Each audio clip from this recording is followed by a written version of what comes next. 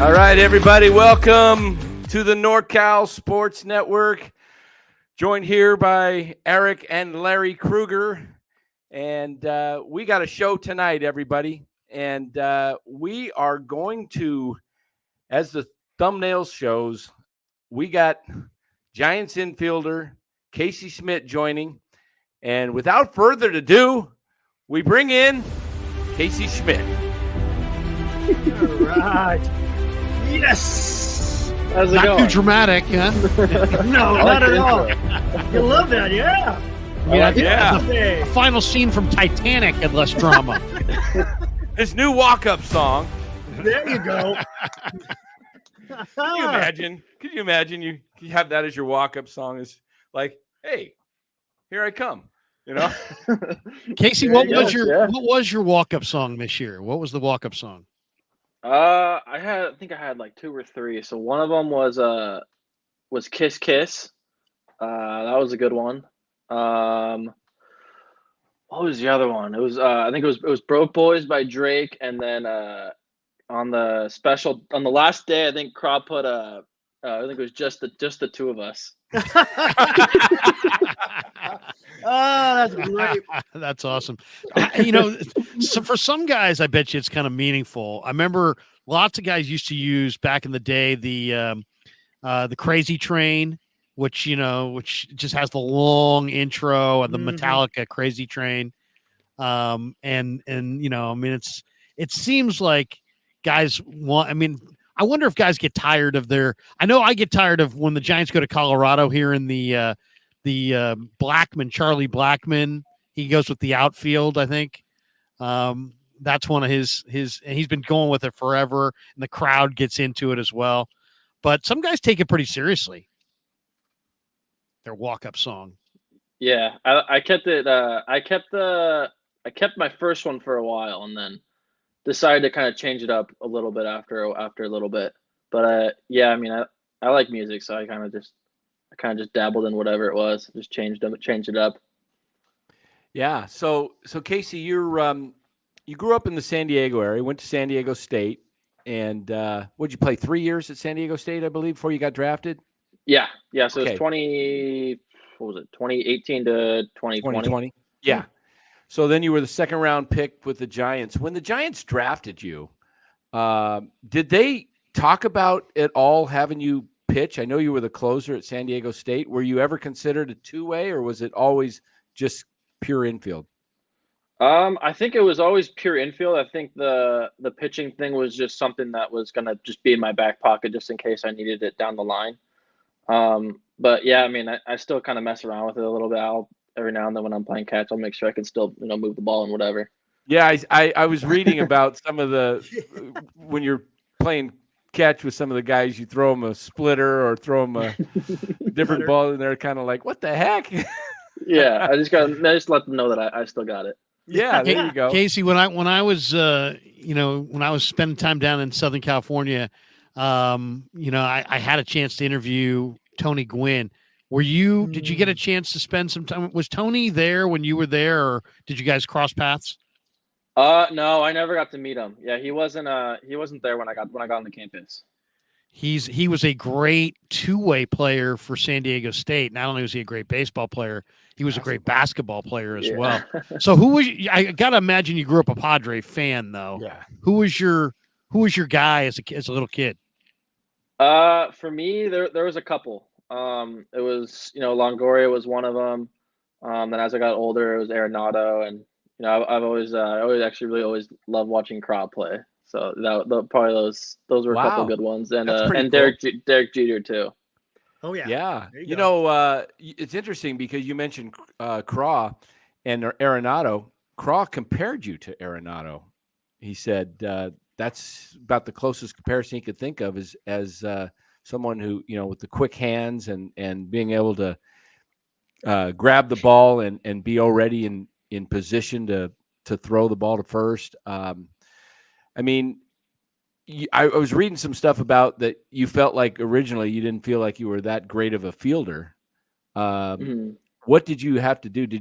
You just like take ground balls all day long? I mean, how did you improve that craft, that part of your game?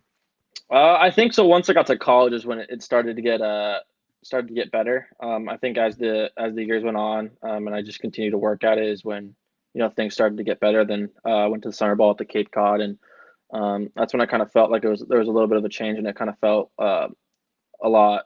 I felt like a lot more comfortable, and like it felt really good. Than my first year, um, during I think it was during his 2020 instructs is when Woody, one of our coaches, he was working with me, and we just kind of just kept at it, and then it just try to get as good as I can at it. You played in that Cape Cod League and were an all-star down there on the Cape, and won the MVP of the playoff, I believe, down there on the Cape. And it's funny, Casey, because the Giants, either during the Sabian regime and guys like Kyle Haynes were there with Brian, and they're still here with Farhan. The Giants always valued the Cape and guys that, and for people who don't know, that Cape Cod League is a wooden bat league. So and obviously the pros is about hitting with the wooden bat.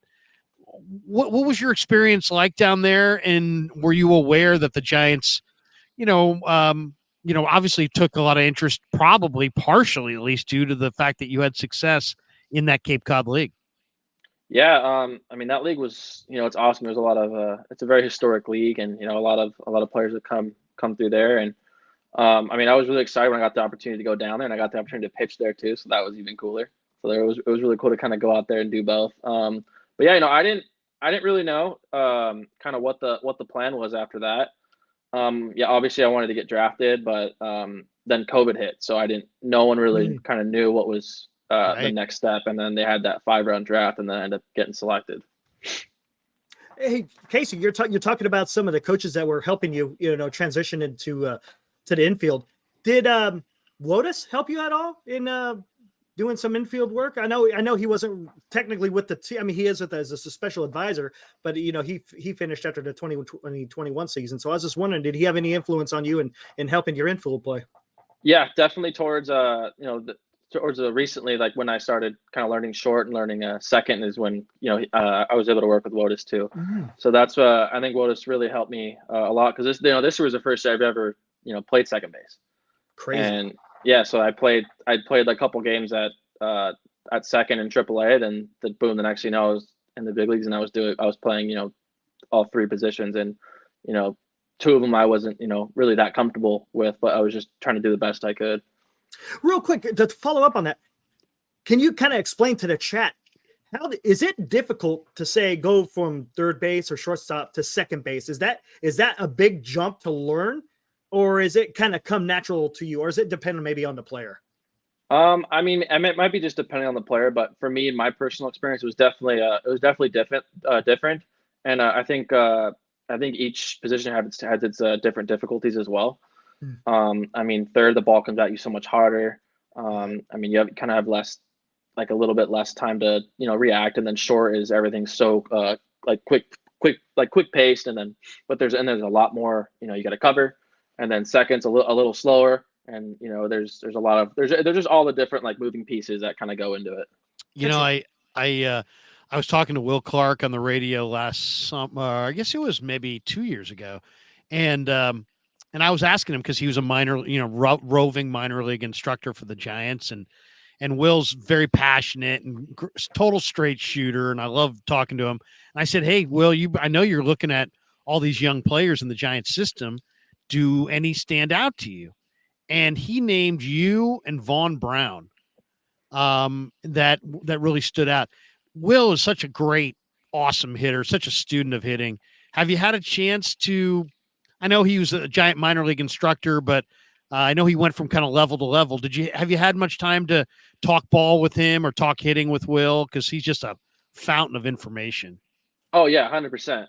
I think I met him in 2020. So he's always same with Pat Burrell. So they're always there's someone that I've kind of come up with, and they've helped me, and just kind of given me pointers, and they're always kind of there for me. And but yeah, they've been really huge for me. They've definitely helped kind of help me with my hitting as well as other aspects of the game. And here's another question I want to kind of ask you here.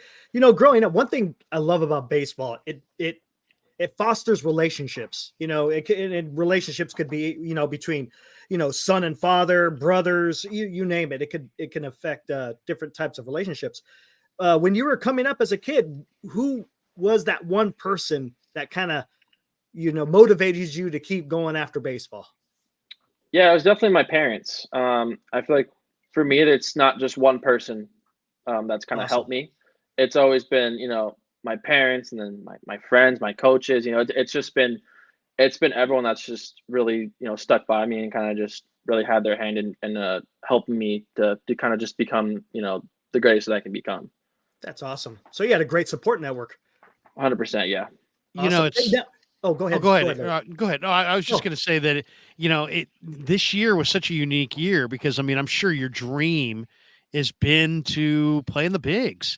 And it's Mhm. like, okay, you get to live your dream, but you're a third baseman, you know, by trade. And the Giants, because of need, had more of a need for you at shortstop. And I'm just kind of wondering, Casey, was the offensive part of the game, you think, more challenging this year because you had to play a position that is incredibly taxing and one that you just don't have as many reps at? Do you think that if you came up and you just played your customary third, do you think that would have impacted your bat at all?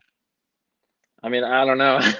I have no idea, but I mean, definitely, it was definitely, you know, tough to kind of um, maneuver between those three, and especially to do it as a rookie. So I think kind of just going into the next year and just kind of just having that experience, I think things will kind of just will turn around and be a lot better.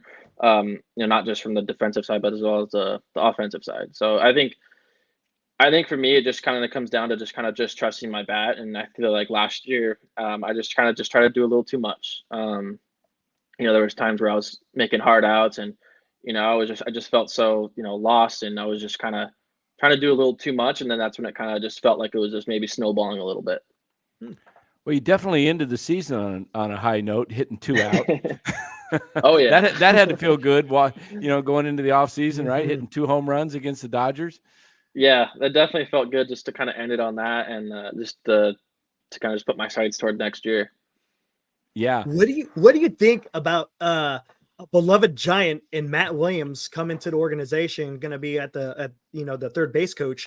You know, he's a third baseman that's beloved here in San Francisco. You looking forward to working with him? Oh yeah, 100%. I haven't gotten the opportunity to talk to him yet, but yeah, I really look forward to meeting him and just to take anything I can from him because you know he's a legend. So I mean I'm all ears. He Yeah, played Giants got some short, he awesome played third third. basemen. He Yeah. played Yeah. both. He played both just like you. Yeah. You know, there's an awful lot of talk right now that the Giants may be a player for Chapman, Matt Chapman, who's maybe one of the greatest defensive third basemen I've ever seen. I mean, he's right there with Matt Williams, Mike Schmitt. I mean, if you old school guys would maybe say Brooks Robinson, but I mean, he's in that kind of category. How would you? I mean, how does that when you hear that stuff?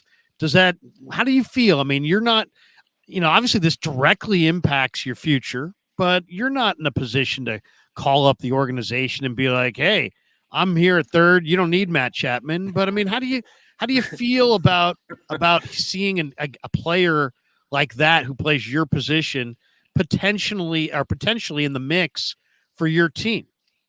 Yeah, I mean for me, I don't really try to think about it.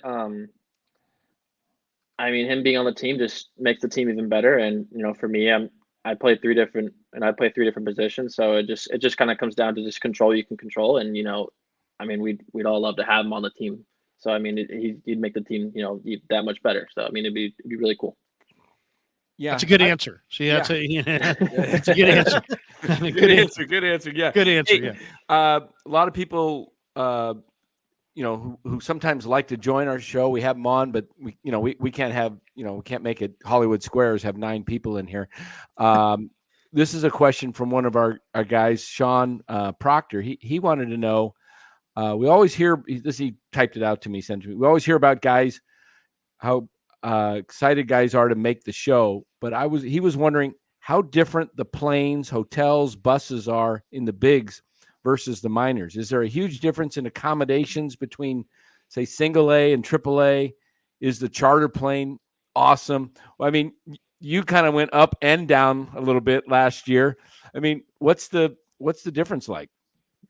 Oh man, it's everything you can think of. It's super sick. This year, Nice. yeah, I mean that's the only way to describe it. It was super cool. I mean, this year on the planes, I would always sit next to JD, so I'd always get to bother him. Great guy, So, JD Davis. yeah, There you go. yeah. So I always sat next to JD. But yeah, the hotels are super sick. It's all just like it's all kind of just like everything you can think of. So it's awesome. I was You're always getting, wondering you're about getting that. Chick-fil-A on the planes and stuff. It's Nice Oh. on the planes. Chick-fil-A on the plane. Are you a spicy chicken It's- sandwich or a regular chicken sandwich guy? I actually like both. It just kind of depends on what kind of day you got them. But we obviously don't get them on Sundays because There is no everyone knows Chick-fil-A. they're Yeah. closed on Sundays. Now, what do you guys That's do? right. Like when at AAA at Sacramento, let's say you're going to Albuquerque or Oklahoma City. Do you guys take a commercial plane, or it's not a charter plane, is it? I think it's just a plane. Yeah, you just get on a So a with commercial regular plane, yeah. commercial passengers and stuff like that. yeah. So Okay. you walk through the airport. They take the luggage out. They take our luggage earlier to put them on the plane, and then no, I think they U-Haul it. I'm not for sure. I don't wow. know. Is there Yeah, I anything think- easier about the big leagues, by the way, than the minors? Because I've heard some guys say, you know what, there's a lot of things that are way harder about the big leagues. But sometimes I've heard guys say, hey, the lighting is better in the big leagues and you can kind of see a little bit better. Your backdrop might be a little bit better. Is there any aspect of big league play, Casey, that you thought, man, this might be even a little easier than the minors? Definitely not. I mean, it's a struggle, but like you're talking about like things like that. I mean, like the how all the fields are kind of taken care of, the infields, the outfields, the grass and stuff like that. The baseballs you hit, during BP are better. It's just like little things like that. But yeah, it's all just like top of line. So it's amazing. Is there a minor league park that stands out in your mind that was like you just did not want to play on that field?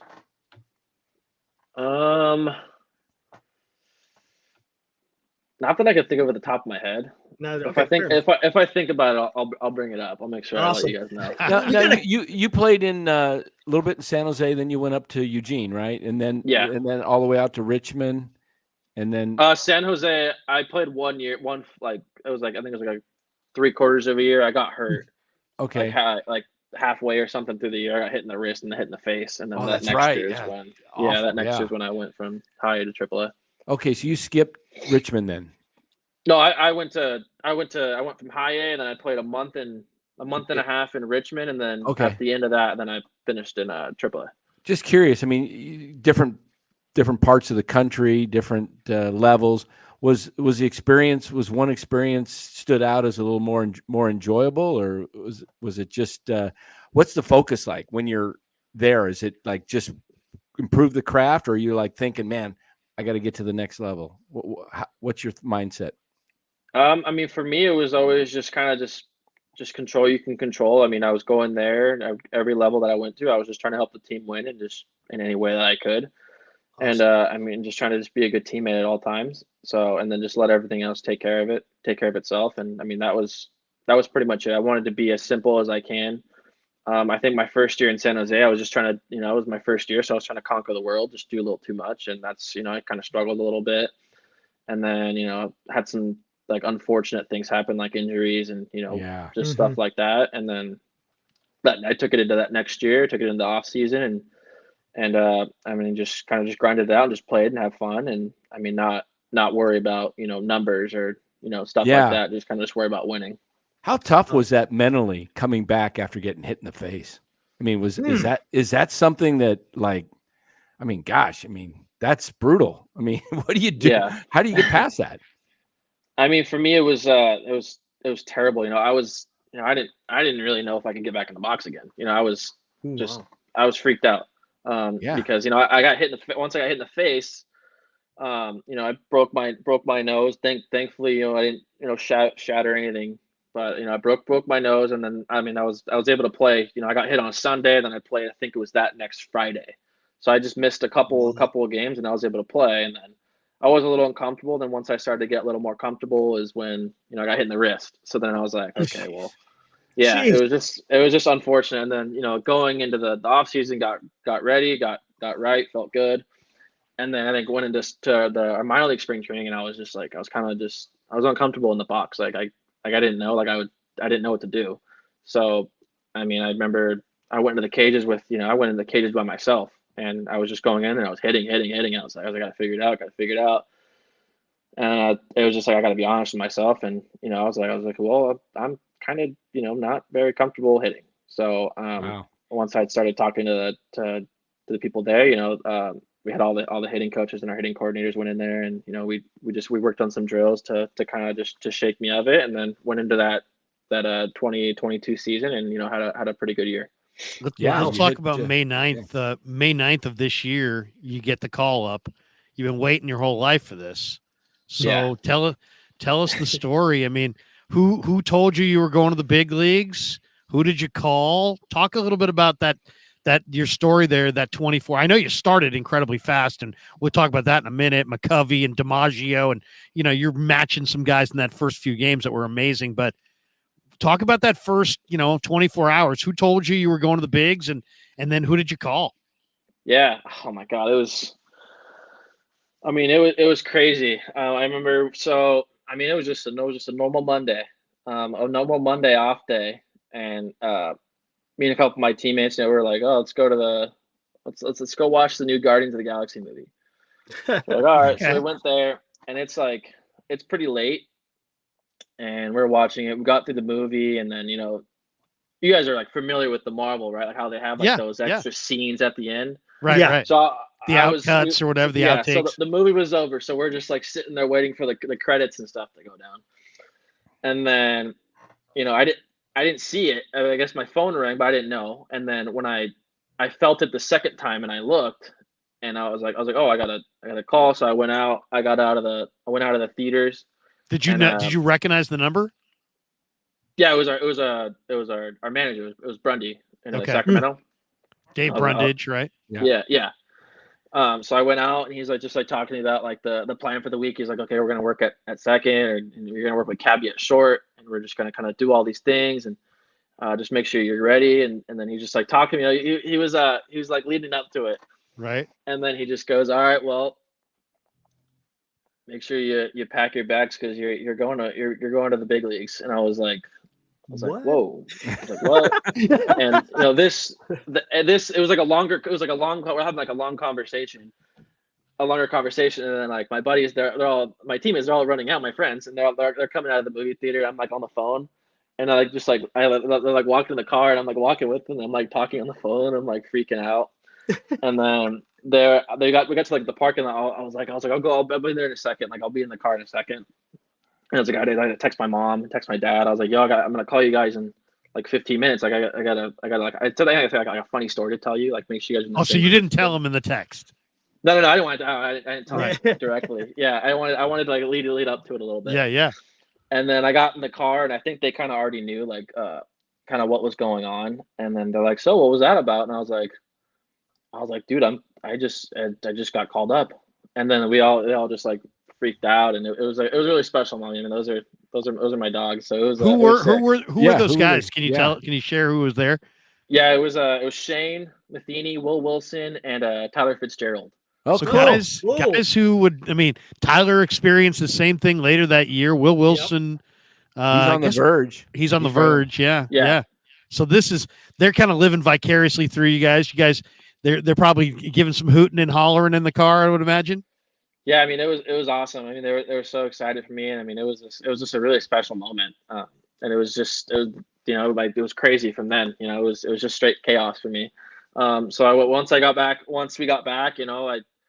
I went outside, made sure my parents were together, and I called them and I told them, I was like, hey, you guys, I think you guys are gonna need to get a flight to San Francisco. I was like, I just got called up, and I'm playing tomorrow. What did they say? They were just freaking out, and I talked to my grandma, and it was that's awesome. Yeah, it was crazy. And then I was like, I need you guys to I'm gonna tell as many of my friends and our family that I can do. But I was like, I need you guys to like handle it, like, cause like I gotta go pack up my whole life, like it's in my I gotta Sacramento pack up- apartment. And Yeah, I was and like, the Giants, I got the Giants seem so cool about it, as far as they seem like they do this thing well. Like they seem like they like your guys' families are there, and I don't know if they're paying for it or not, or whatnot, or what the rules are about it. But it just seems like, to me, some of my favorite moments over the course of the season are when guys get their call up and their families there. Because I mean, there's just Yeah. nothing like it, man. It's true, authentic reaction to everything. Yeah, no, it was it was amazing. And then, I packed up my apartment, did all that, got in the car, packed it all up at that night, and then, I tried to get some sleep, which obviously was not going to happen. Right. So I got no sleep. Um, Woke up in the morning, said bye to Shane and his girlfriend, and then I was out. We left. I left, and I drove, and it was like I think it was like an hour and a half drive or 2 hour drive, something like that. And I was like freaking out. It felt like the longest drive ever. And then I finally get to the hotel, and I check in, and I think I checked in, and I think I was able to get like a little bit of shut eye. Yeah. And then what was it like walking into the clubhouse? Was your jersey hanging in your locker? Yeah. Yeah, I walked in, and I was all mic'd up and stuff. So they got me on the mic. Like we did like a Okay. little walk to the stadium. And then once I got in the locker room and I saw my jersey, and I was like, wow, it was crazy. It was a crazy moment for me, and I said hello to everyone, and yeah, it was a special moment for me. Of course, you Very knew cool. everybody because being with spring training, and then you were awarded the was it the Barney Nugent? Is that what they Yeah. call it? Barney Nugent Yeah. Award for the best player in camp, which is actually voted on by the players. So that's got to be pretty cool. I mean, how rewarding was that to get that reward? Yeah, award? that was really cool. I mean, I just went into kind of spring training just to have fun and just to kind of really just look to help win games and just do whatever I can. I mean, it all kind of worked out that way. So that was a really special moment for them to kind of all vote for me and to get that award. And check this out, Casey, real quickly. Check this out. You're talking about your debut. We had a guy in our chat here, senior softball games. Him and his son were there, and this is the photo I guess they got when you first showed up there. Oh yeah, that's the little kid. Oh, I accidentally got rid of it, but that's the kid that we're gonna have we'll have some clips of him hitting the ball there, and was it doing his dream. Was it game one that you went yard off Corbin? Yeah, that was my first game ever. I mean, so talk about that at bat. I mean, the one thing always impresses me about hitters, it's like you guys, you play tons of games, but guys, when you start talking to players about their whatever, I mean, some guys will remember like sequences, like, yeah, it was a slider, and then it was a fastball, and then he was fastballing on the hands. I mean, some guys have that kind of memory for it. What do you remember about your at bat that resulted in your first big league homer off Corbin? Yeah, I think so. Going back a little bit, I was talking to Conforto before like the game, and I was like, what do you got from this? I was like, he's like, what'd you do? Like how'd you like go about it your debut? He's like, well, I got some advice. I don't know if he said he got the advice from, but he's like, honestly, just go to your first at bat and just swing, just get it over with, and you're gonna feel a lot better. Just put it in play, and then your next at bat you'll feel a lot better. And then I remember the first pitch that I ever saw was a slider, and I remember fouling it back. I just missed it. I was like, all right, cool. And then the next pitch I got a slider, and I hit it to short, and then I was like, okay, got that out of the way. Like, it kind of calmed some nerves down. And then I went to that next at bat. I remember I was on deck, and I was like thinking about. I was like, okay, well, you threw me two sliders the first two pitches that I've seen in the big league. So I was like, at some point he's got to throw me a fastball.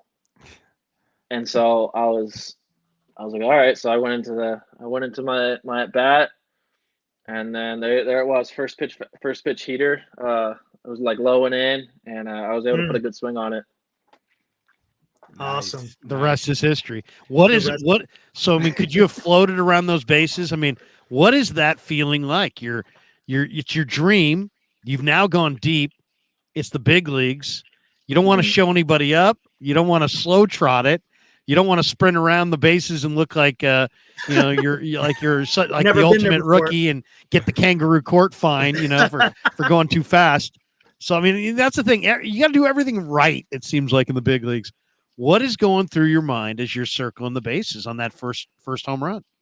Oh, I mean, I don't even remember, to be honest with you. Yeah, I remember just like I remember seeing the pitch, hitting it, and seeing it go off my bat, and I was like, oh, just please get down. I was like, please just be a hit. Like I just wanted to get that hit out of the way, and then I was running, and I was like, whoa, this thing Got might some go. carry. Yeah, I was like, damn, I must have hit that a lot better than I thought. and then it went over, and I heard the water cannons in right field. Right. And I was like, oh my god! And I heard the music, and I was like, oh my god! I was like, that just happened. I was like, I mean, this is like a You can tell we're on YouTube. It's okay to. There's no restrictions. You could tell us how you really felt. Yeah, I was like, hell yeah! What was it like? You get back on the bench. Sometimes guys get iced, but they didn't probably have enough time to ice you. So you get back on the bench. I mean, what is that vibe like? I mean, you're stepping into the big leagues. All these guys that you spent spring training with, and now you're helping the team win right out of the chute. I mean, it had to feel great. Yeah, no, it was just an amazing feeling, amazing experience. Something I'm definitely gonna cherish for everybody. I remember just going in the dugout and it was just like an explosion. It felt like, and it was crazy. I didn't know how to feel. I just couldn't stop smiling. I was like, oh my god, like that. And like when I was younger, I'd be like outside, like my neighbors, like they pretty much, most of them kind of hated me because I would just kind of crush their garage doors with like a tennis ball or like a wiffle ball or something. Right. But I mean, those are like things like that. Like I would always like kind of like pretend like I was making like my debut or whatever. Right. And then just like hitting a home run for like my first hit. And I mean, it was crazy. It was definitely like something I'm never gonna forget. That's awesome. D shot. Where's the ball? Where's that ball? Do you have that ball somewhere? Hopefully. Yeah. No, I don't have it here. My dad has it at home. Awesome. There you go. I made sure I gave it to him. I was like, you got to take this. Like, I was like, I cannot hold on to this. I'm gonna lose it. That's awesome. We got a couple guys in the chat asking similar questions. Hard hitting questions here. We got senior softball games and Will Martinez. Since Bob Melvin's been hired, he likes the number 6. Have you decided what you're gonna do with your number? Are you gonna hold him up? Hold him up. Oh no, he's got it. Yeah, he took your number, man. Did you make him? Number. You make him pay you? No. I talked to him. I was like, it's yours. Like it's That's yours. awesome. It'd be bad karma. It'd be bad karma if you're like, hey, I want a Rolex. What number are you gonna go with? What number are you gonna go with? I don't know yet. I think we're just kind of waiting to see what happens. But yeah, I'm not fully sure yet. But hopefully we'll have a number at some point. Now you're known. You're pretty loose. Have a lot of fun in the dugout, the clubhouse. You've been kind of teammates have kind of nicknamed you Goofy and just kind of fun things. I had a question for you down at the spring training last year. I don't know if you remember. We were leaning over the rail, you and Von Brown, and I said the Will Clark quote, and you had just finished BP, and I want everybody to hear what you said. You said it was pretty funny. You said something like, "Hey, Will, you just missed me, foul tip." Because play that. Here we go. I think it was the first idea of live at that. Yeah. You hear Will Clark's comments when he was asked, "Who were you most excited about down on the farm?" What did he say? Casey Schmitt and Von Brown. There you go. How's that, huh? Thanks, Will. I just tipped one. Missed it. I didn't lie. I literally just tipped one. Casey, you came up in that first 3 games in the majors. You joined Willie McCovey as the only 2 players, and we're talking about a Hall of Famer here, as the only 2 players in the history of the Giants to have 8 hits in your first 3 games. And then you joined DiMaggio as the only 2 players with 8 hits and 4 RBIs and 4 runs scored in your first 3 games. This is really good company. This is incredible company. In that, the first 3 games, do you ever, and then obviously, there's the adjustment and the league adjusts to you and things became a whole lot harder as the season progressed. Did you ever think back as you were struggling a little bit as a rookie later in the year to how locked in and magical those first 3 games really were for you? Yeah, I mean, it was crazy. I mean, obviously I knew that wasn't gonna, be the case to continue, so I was just trying to Sure. ride it out as long as I could. Um, but yeah, I mean, once I started struggling, and then that's when I kind of just started to do a little too much, and then things just started to not really go my way. I felt like I was just making just I felt like I was lining out like once a game is how it felt, and it sucked, but I mean, it was definitely something that I think is gonna help me in the future. I always thought it was so hard to be a big leaguer from the standpoint of you're literally staring at your stats on a high definition screen in front of you. And yet you got to block it out. And all these pitchers are filthy dirty. And yet you're damn good too. Otherwise you wouldn't be there. So it's like, I mean, I got to imagine every pitcher you face in the bigs is like far and away the greatest pitcher you'd ever face in high school, college, or the minors. So, I mean, it's just, do you find that the big league situation, is it more mentally grinding on you or physically? Because it seemed like when you got sent out and by the time you came back, it just seemed like you had like a better perspective, or maybe you were just allowed to breathe a little bit. You just seemed like when you came back, you were in a different frame of mind. Yeah, I think definitely. I think kind of going down after I was struggling was kind of a big thing for me. It kind of just let me just relax and just have that reset and just kind of just get back to just doing what I can do. And then I just went down there and just stuck to my routine. And when I came back up, it felt definitely felt a lot better. But it definitely there was still that thing where I just felt like I was kind of making a lot of hard and unfortunate outs. We have a great. Oh, go for it, Dan. Okay, I have a question when it comes to hitting. When you're working out down at Papago right now, do you spend most of the time on the jugs, or do you also hit off the tee? I mean, how is that? Do you take? What's the approach, and when do you use the tee versus, just the live pitching machine? Yeah, right now I'm just working into like a routine, just finding a good routine just to stick with. So, I'll start with the tee. I'll move it around, and then I'll get some flips, and then I'll go into the machine and I'll hit like a fastball or slider, curveball, whatever it is, whatever I want to work on that day. And I mean, just try to stay in my lower half. I think that was something that was that kind of got away from me as the year kind of went on. Was I wasn't staying in my lower half enough, and just working on swinging at good pitches as well. Now, when you're down, I'm in Arizona myself right now, so I live here. But when you're at the training facility, are there the hitting instructors there, or are you just working out on your own? Yeah, there's a couple of the guys there, so there's definitely help for us. Oh, okay. And Okay. yeah, they're awesome. I mean, they all do a super good job with making sure that we're all set. Now, obviously, to play in the big leagues, you got to be a unbelievable player in high school, college, to be a hitter. What's it like coming up, from high school? You facing righties, lefties, it makes no difference. Probably more righties, since 65% of pitchers are right-handed anyway. Yeah. So you're facing righties in high school, or all the way up through travel ball, everything, high school, college, A ball, double, triple A. And then you get to the big leagues and you get into this platoon thing. Is that tough to get your rhythm when you're only seeing lefties?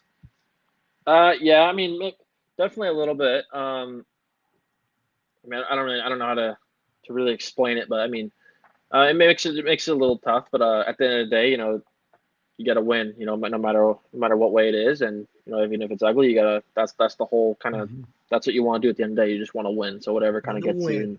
Right. Gets But you do you feel it's any different? I mean, is it harder to face a righty than a lefty in the big leagues? I mean, certain guys definitely. I mean, I can't give you all my secrets. Right. Yeah. But yeah, there's definitely some guys that are definitely uncomfortable either from the left side or the right side. It just kind of just depends on like the pitch types or like the movement that they have. Or I mean, or there's a whole bunch of different stuff. the Arm arm slot. slot. Yeah. Yeah, there's a whole bunch of different kind of different things.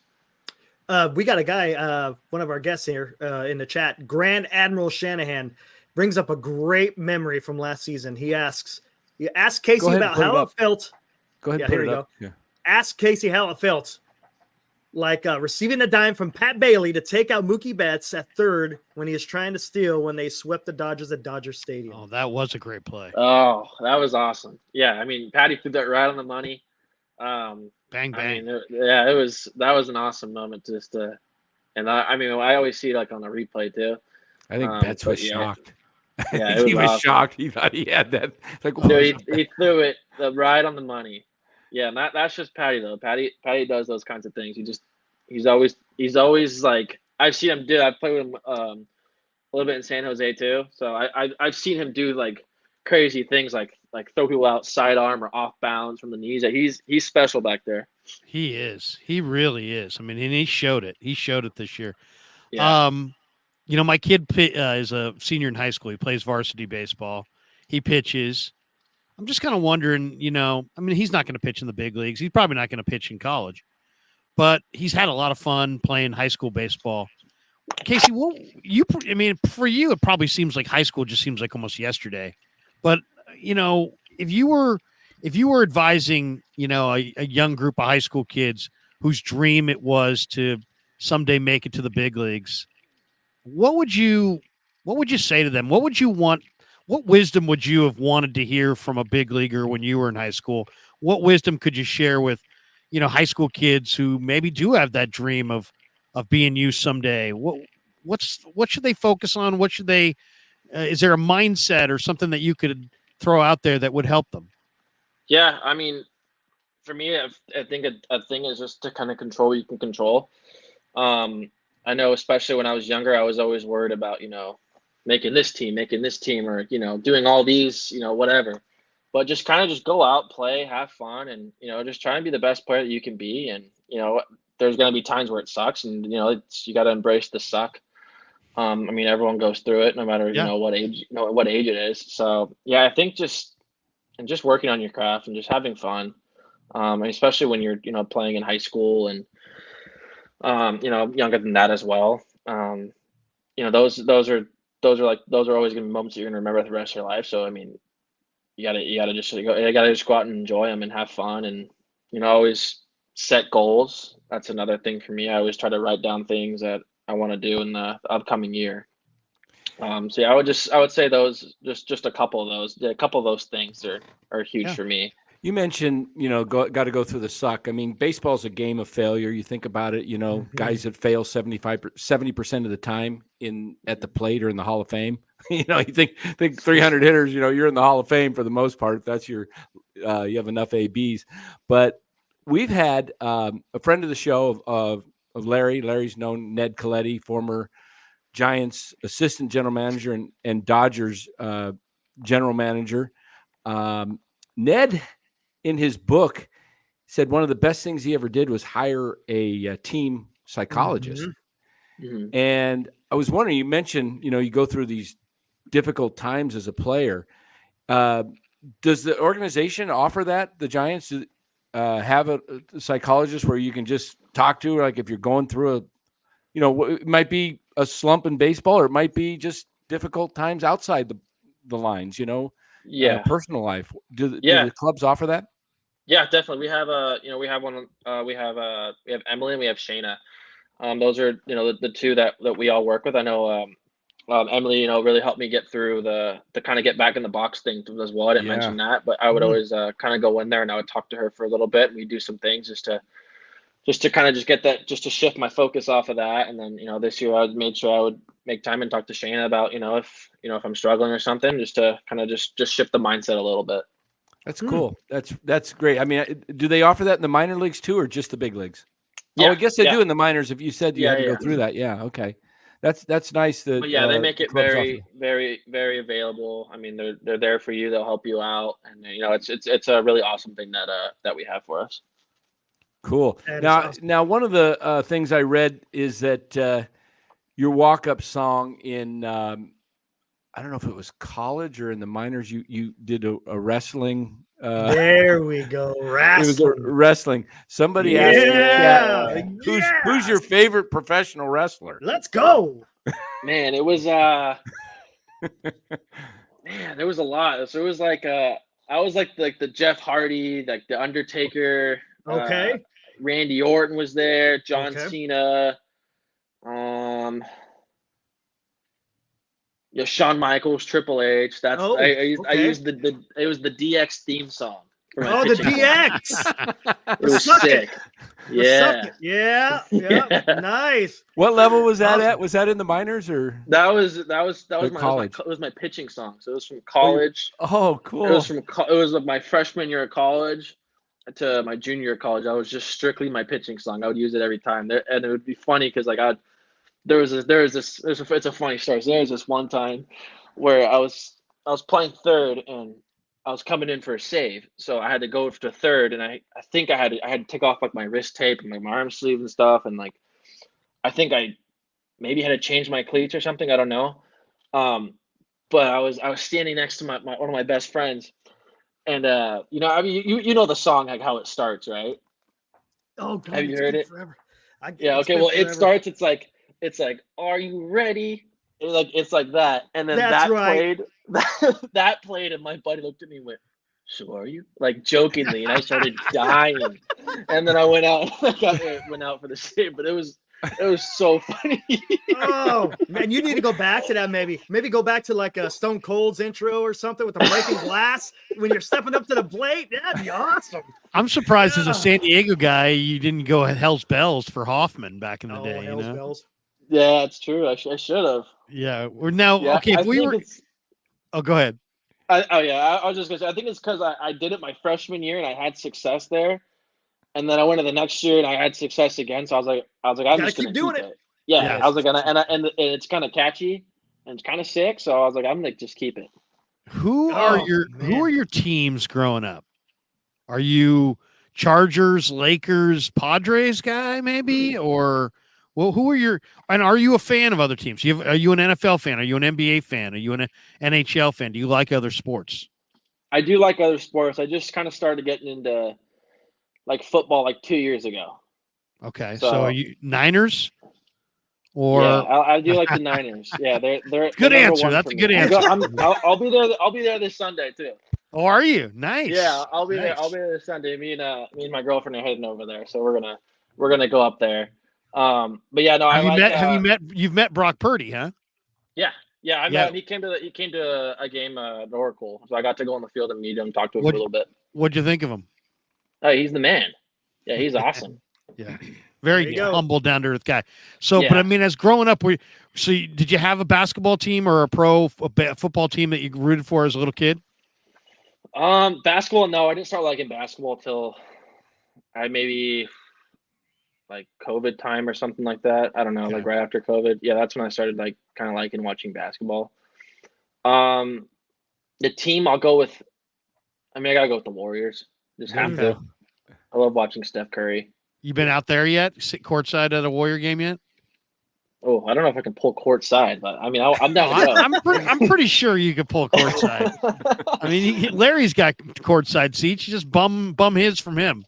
Yeah, I'll send you a text after this. I need to go to a Warriors game. But yeah, growing up, I mean, we had the Chargers, but then they left. So whatever. Yeah, that really stung. I went to school down in San Diego myself at Point Loma College, and you know, back in the day when the Chargers and I mean, we're going way ancient days. We're back in the early '80s, so real early. So, but Chargers, I remember They have electricity then? Yeah. Air Coryell or Just getting it. Yeah, Air Coryell. Yeah, but you know, San Diego has been it's been difficult. They had the Clippers and they lost the Clippers, and then they had the Chargers, lost the Chargers. And the Padres really struggled until they went down to the Gaslamp district. The old stadium, Jack Murphy Stadium. I used to sneak in there in the third, fourth inning and just walk in and for free.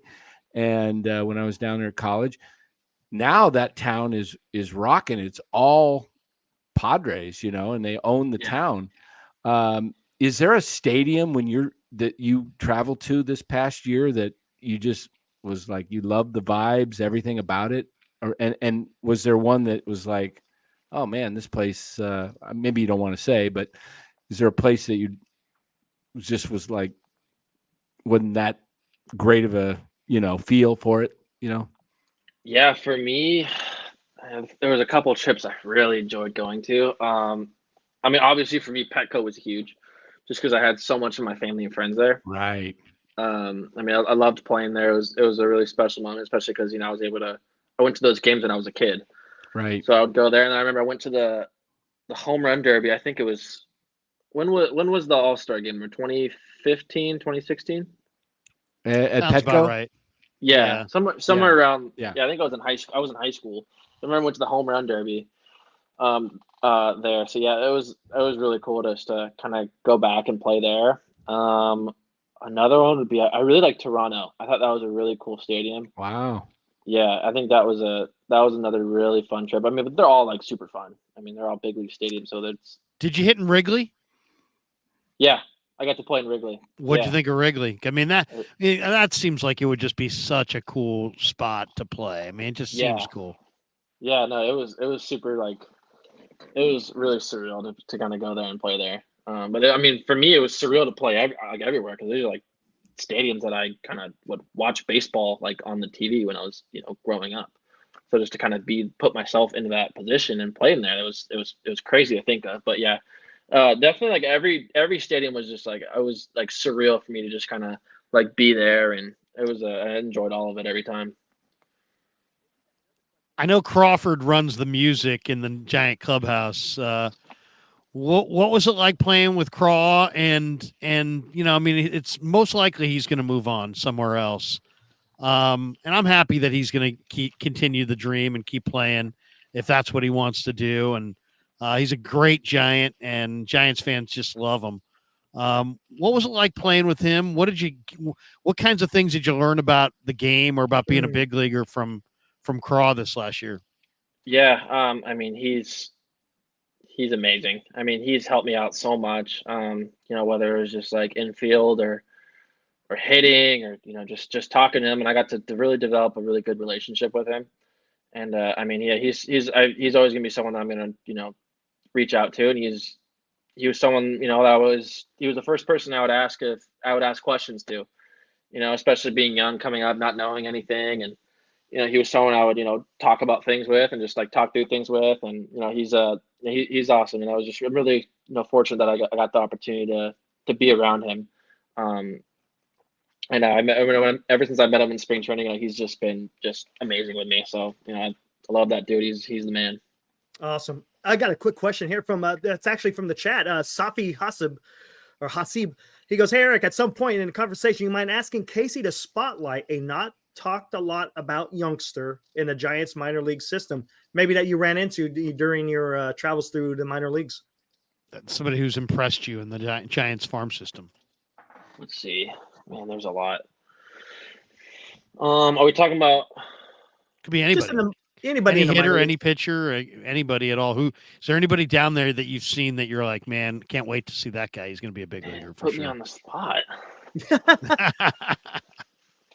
I'll tell you one that I've heard a lot of Giant players and people mention, and I don't know, I haven't seen him personally myself, but I'm eager to see him, and that's Averson Arteaga, the shortstop. They say he's just a really outstanding defensive shortstop, and I can't wait to see what he looks like. Yeah, I'll tell you, the team has got a group, a nucleus, it seems like, with you and Bailey and Fitzgerald, Matos, Ramos, Harrison, Wisenhunt. Have you hit off Wisenhunt's changeup? No. Hopefully I don't have. I'm glad he's on our team. Yeah, I've heard. What did Farhan call it? He called it a Bugs Bunny changeup. Oh, okay. Yeah. Because I mean, it is literally the change out of the exact same arm slot as the fastball. Isn't that pretty much what makes a changeup killer? Is that if you just can't detect which arm slot it's coming from? Yeah, I mean, if you have a good changeup, I mean, it's makes you very hard to hit off of you. Oof. Definitely. I mean, as a hitter, when you're up there, is there anything that the dugout does anything come from the dugout, the coaching staff that say, hey, be looking for this pitch at this moment in the count, or are you just going up there on your own, and are you is what is the key to the success of hitting? I mean, obviously putting the bat on the ball, but is it a good guessing game sometimes, or is it just I mean, what percentage are you up there? Does a hitter have to kind of just guess the right pitch? I think it's more just kind of having a game plan, Mm. kind of thing. Just knowing the pitcher's tendencies. Knowing what he likes to do with, runner on second with a 2-0 count or, 3-1 count. What is he going to do? What are his percentages? I think just knowing like those little things and just kind of just sticking to a plan and, sticking to a location is probably like the biggest thing. One of Yeah. the things that stands out about, I'm looking at your splits from this last year, and it's funny. It's like sometimes I used to play this game with baseball players like, hey, how well do you know your baseball card? And some guys know their card like incredibly well, and other guys don't know anything about their card. But the number that really stands out to me about your card, Casey, is with runners at second base. When you hit this year with a runner at second, you hit 462 with a 533 on base. That's Hell a yeah. ridiculous. That's ridiculous, man. That's a crazy stat line. You had 13 at bats with a runner at second base. You had 6 hits and 13 at bats. I would think that a runner on second base would bother a hitter because it would get into your backdrop, or I don't know, but obviously not for you, huh? I guess not. I don't know. I didn't even know that. I love that. 462 with a 533 on base with a runner on second this year. Money. Sweet. That's I money. I had no idea. That's got to be near the top of the league, I would think. Well, it's a small sample size, but Yeah. still. But still, yeah. Yeah. Did you ever get a chance to talk to Barry Bonds about hitting at any point in your Giants tenure? Yeah. There's definitely times where, it was, this year where I would work in the cage with him. And we'd work on some things, and I saw some kind of immediate success. I think like after the first Really? day I worked with him, I think it was after like I think it was the first day I worked with him. We were playing like the A's or something, and then my first at bat, I just ripped a double into the gap. So he's he's a legend. What did I don't know if you can even remember what he imparted to you, but obviously one of the greatest hitters I've ever seen. I mean, just a pure natural hitter. Do you remember what any of his advice was or any of his pointers? Yeah, there's like some like feel things like my hands and just kind of just being more quiet at the plate, and that's all really I can kind of put into it right now. How difficult is it when you're given, like, let's say, you're going through a slump, and then you start working on, whether it's the hands or something. How difficult is it to work on that, making a slight change or a big change, but to make that change stick when it's maybe it's not even, doesn't feel natural? Because I remember playing, and I wasn't a great hitter, but there's times when you get a technique to change, and it just felt weird to try and change something when it's not your natural. When you get in there, how difficult is that to make a change to your swing or to your approach? Yeah, definitely, but baseball's it's a game of adjustments. So you always need to make adjustments like that, and even like the smallest adjustment can feel completely different. But it's definitely tough. But you just kind of got to be athletic and just kind of just go out and do your thing and not try and worry about try not to worry about like the result, pretty much. Yeah. Now you I mentioned to you in spring training, you had some pretty good hits in a lot of games, some triples to right center. I mean, you had some pretty good wheels. Did you have the green light on base to steal, or did you have to wait for Gabe to give you the sign? No, I waited. Yeah, no. Okay. Yeah, I waited. Yeah, I waited. Nice. Okay. Whenever they want me to go, I would go.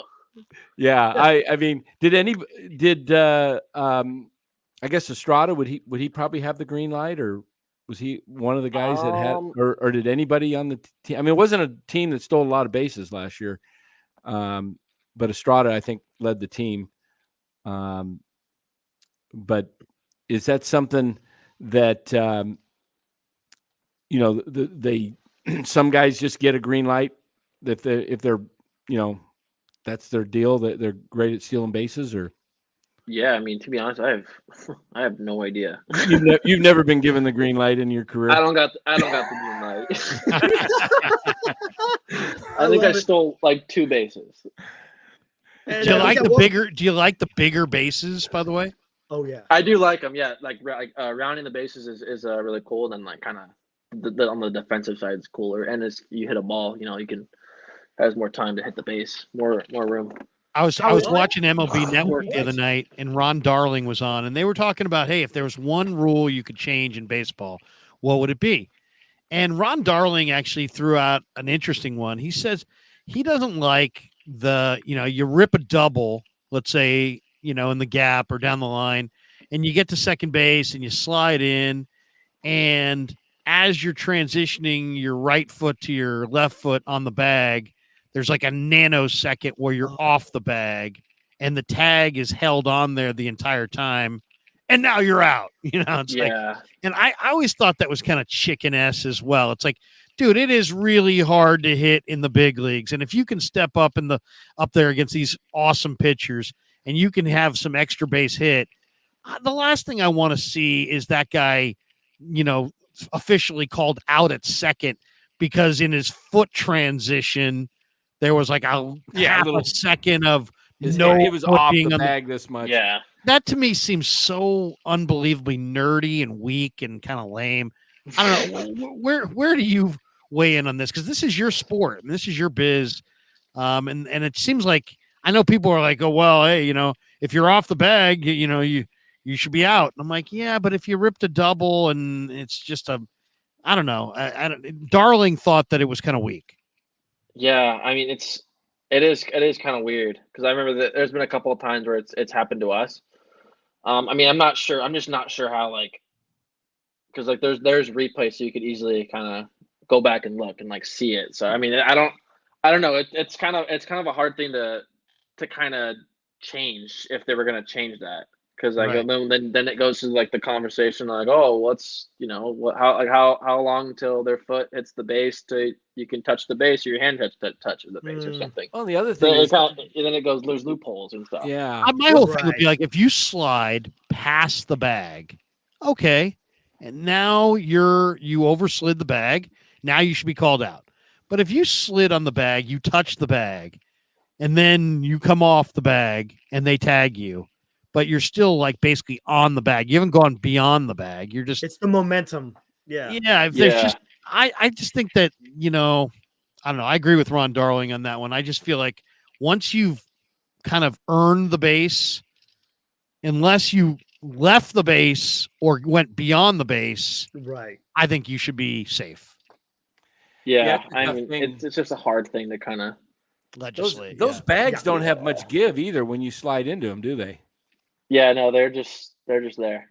Yeah, I mean, yeah, Yeah, they're stuck. yeah. Back in the old days, in my days, as some would say, It was a bag. It was an It was a actual bag. shopping bag. it was a soft bag. Hey, we got a guy for the chat. Michael Misio. I don't want to mess up his name. This is a hard hitting question. What's Casey's favorite movie and favorite video game? All right. There we go. Favorite. Damn. Let's see. Favorite movie right now. Yeah, go for it. Yeah, right now. It doesn't have to be out in theaters right This is now. hard. Yeah, I got you. I'm gonna go Step Brothers. Okay, Okay. that's good. That's a good one. I'll go Okay. Step Brothers right now. That's hilarious. Okay. Video game. If we're talking like all time, Yeah, let's go. I all mean, time. I might get some backlash for this one, but I like Modern Warfare Advanced Warfare. Oh, Okay. not Advanced Warfare. I don't know. There Oh. is just something about it. I was just Oh, you I'm had so me at good Call at of Duty. it. I was okay, and then Advanced Warfare. I Oh know. my I told God. you someone's gonna say something. I thought you were going I Grand was- Theft Auto. I I thought for loved sure it. you were going Grand Theft Auto. Oh my I thought God. maybe you'd go love Major Grand League Theft Auto, too. MLB The Show. No. Oh, dude, I'm sorry. There was just something about Advanced Warfare. I was just, I don't know. I Yeah, couldn't that's tell like one you. of the all-time worst. I know. I know.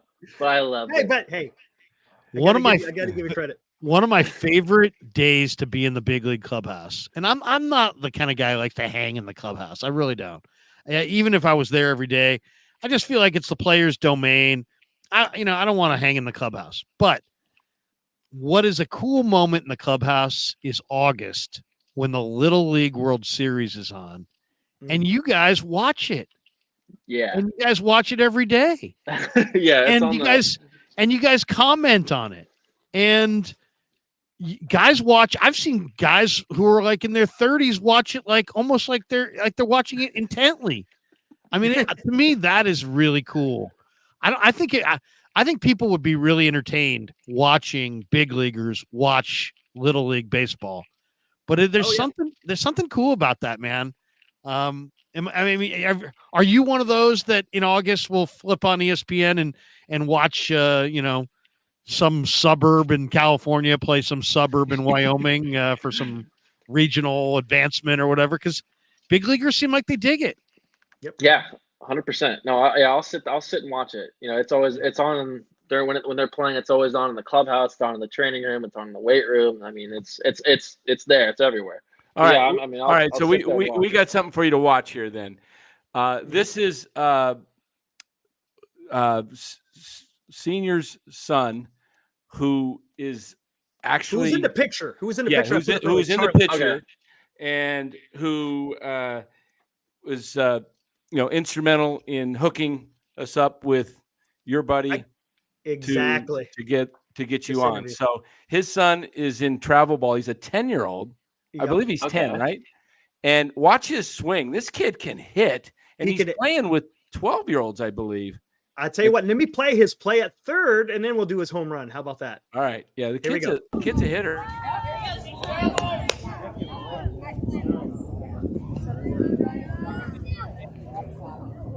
There we go. He's a third baseman. Okay, he's a third baseman.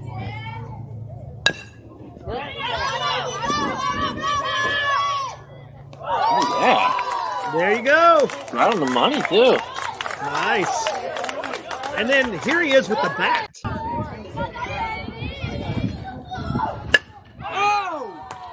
Oh.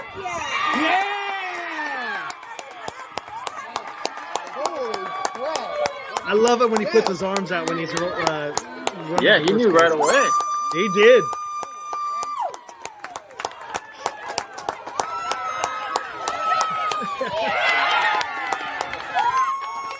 All right. Somebody's dad? There you go. Yeah. Look, he was like a foot and a half taller. Uh, So anyway, we thought that was a good segue. I don't want to keep you too long. If you have to go, Casey, we want to respect your time. Absolutely.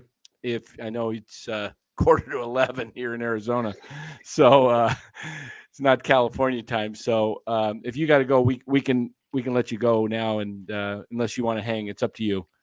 Yeah, I'm good for a little while longer. I got nothing to do. Cool. All right, Awesome. all right, cool. do you do Either that or sleep. before spring training? Some guys, it seems like the guys who play winter ball have an edge in spring training. All of a sudden it's like, it's the first week of spring training and somebody's raking and you're like, yeah, that guy played in Venezuela all off season or whatever. Do you want to, what's your mindset? Do you want to get down to the facility and get some early hitting going?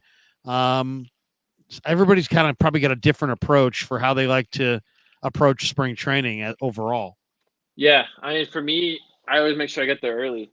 Like right now, I'm gonna be in Arizona until spring training, pretty much. But yeah, I mean, for me, I wanted to kind of come down here and work on my swing and kind of just get my swing feeling right again, and then kind of just go into spring training and just let it roll. Awesome. Do you do the hike to the top of what's that mountain that all the Giants prospects Camelback. hike? Yeah, Camelback Mountain. they always say. I always get these pictures on the SF Giants about all the minor leaguers who hike to the top of Mount Camelback. Yeah, do no, you still I've done engage it. in I've that? done it twice. No, I don't. I think I've retired from the hike. But yeah, I've done it twice. 24, retired from the hike now. Tell me what it's like, guys. I'll be back here at the facility. What do you think of what do you think of the new facility down there? Giants have a brand new facility. I was reading that Shohei may have gone out to Dunedin, Florida to check out the Blue Jays facility. And it's funny. It's like when I first heard that, I was like amazed. But then I thought, you know what? If you're one of these big leaguers that all you do is play ball, then yeah, the facility and how great it is probably is maybe part of your decision-making process of being on whatever team you want to be on as a free agent. How is the Giants minor league facility down there? Oh, it's amazing. Yeah, it's it's brand new.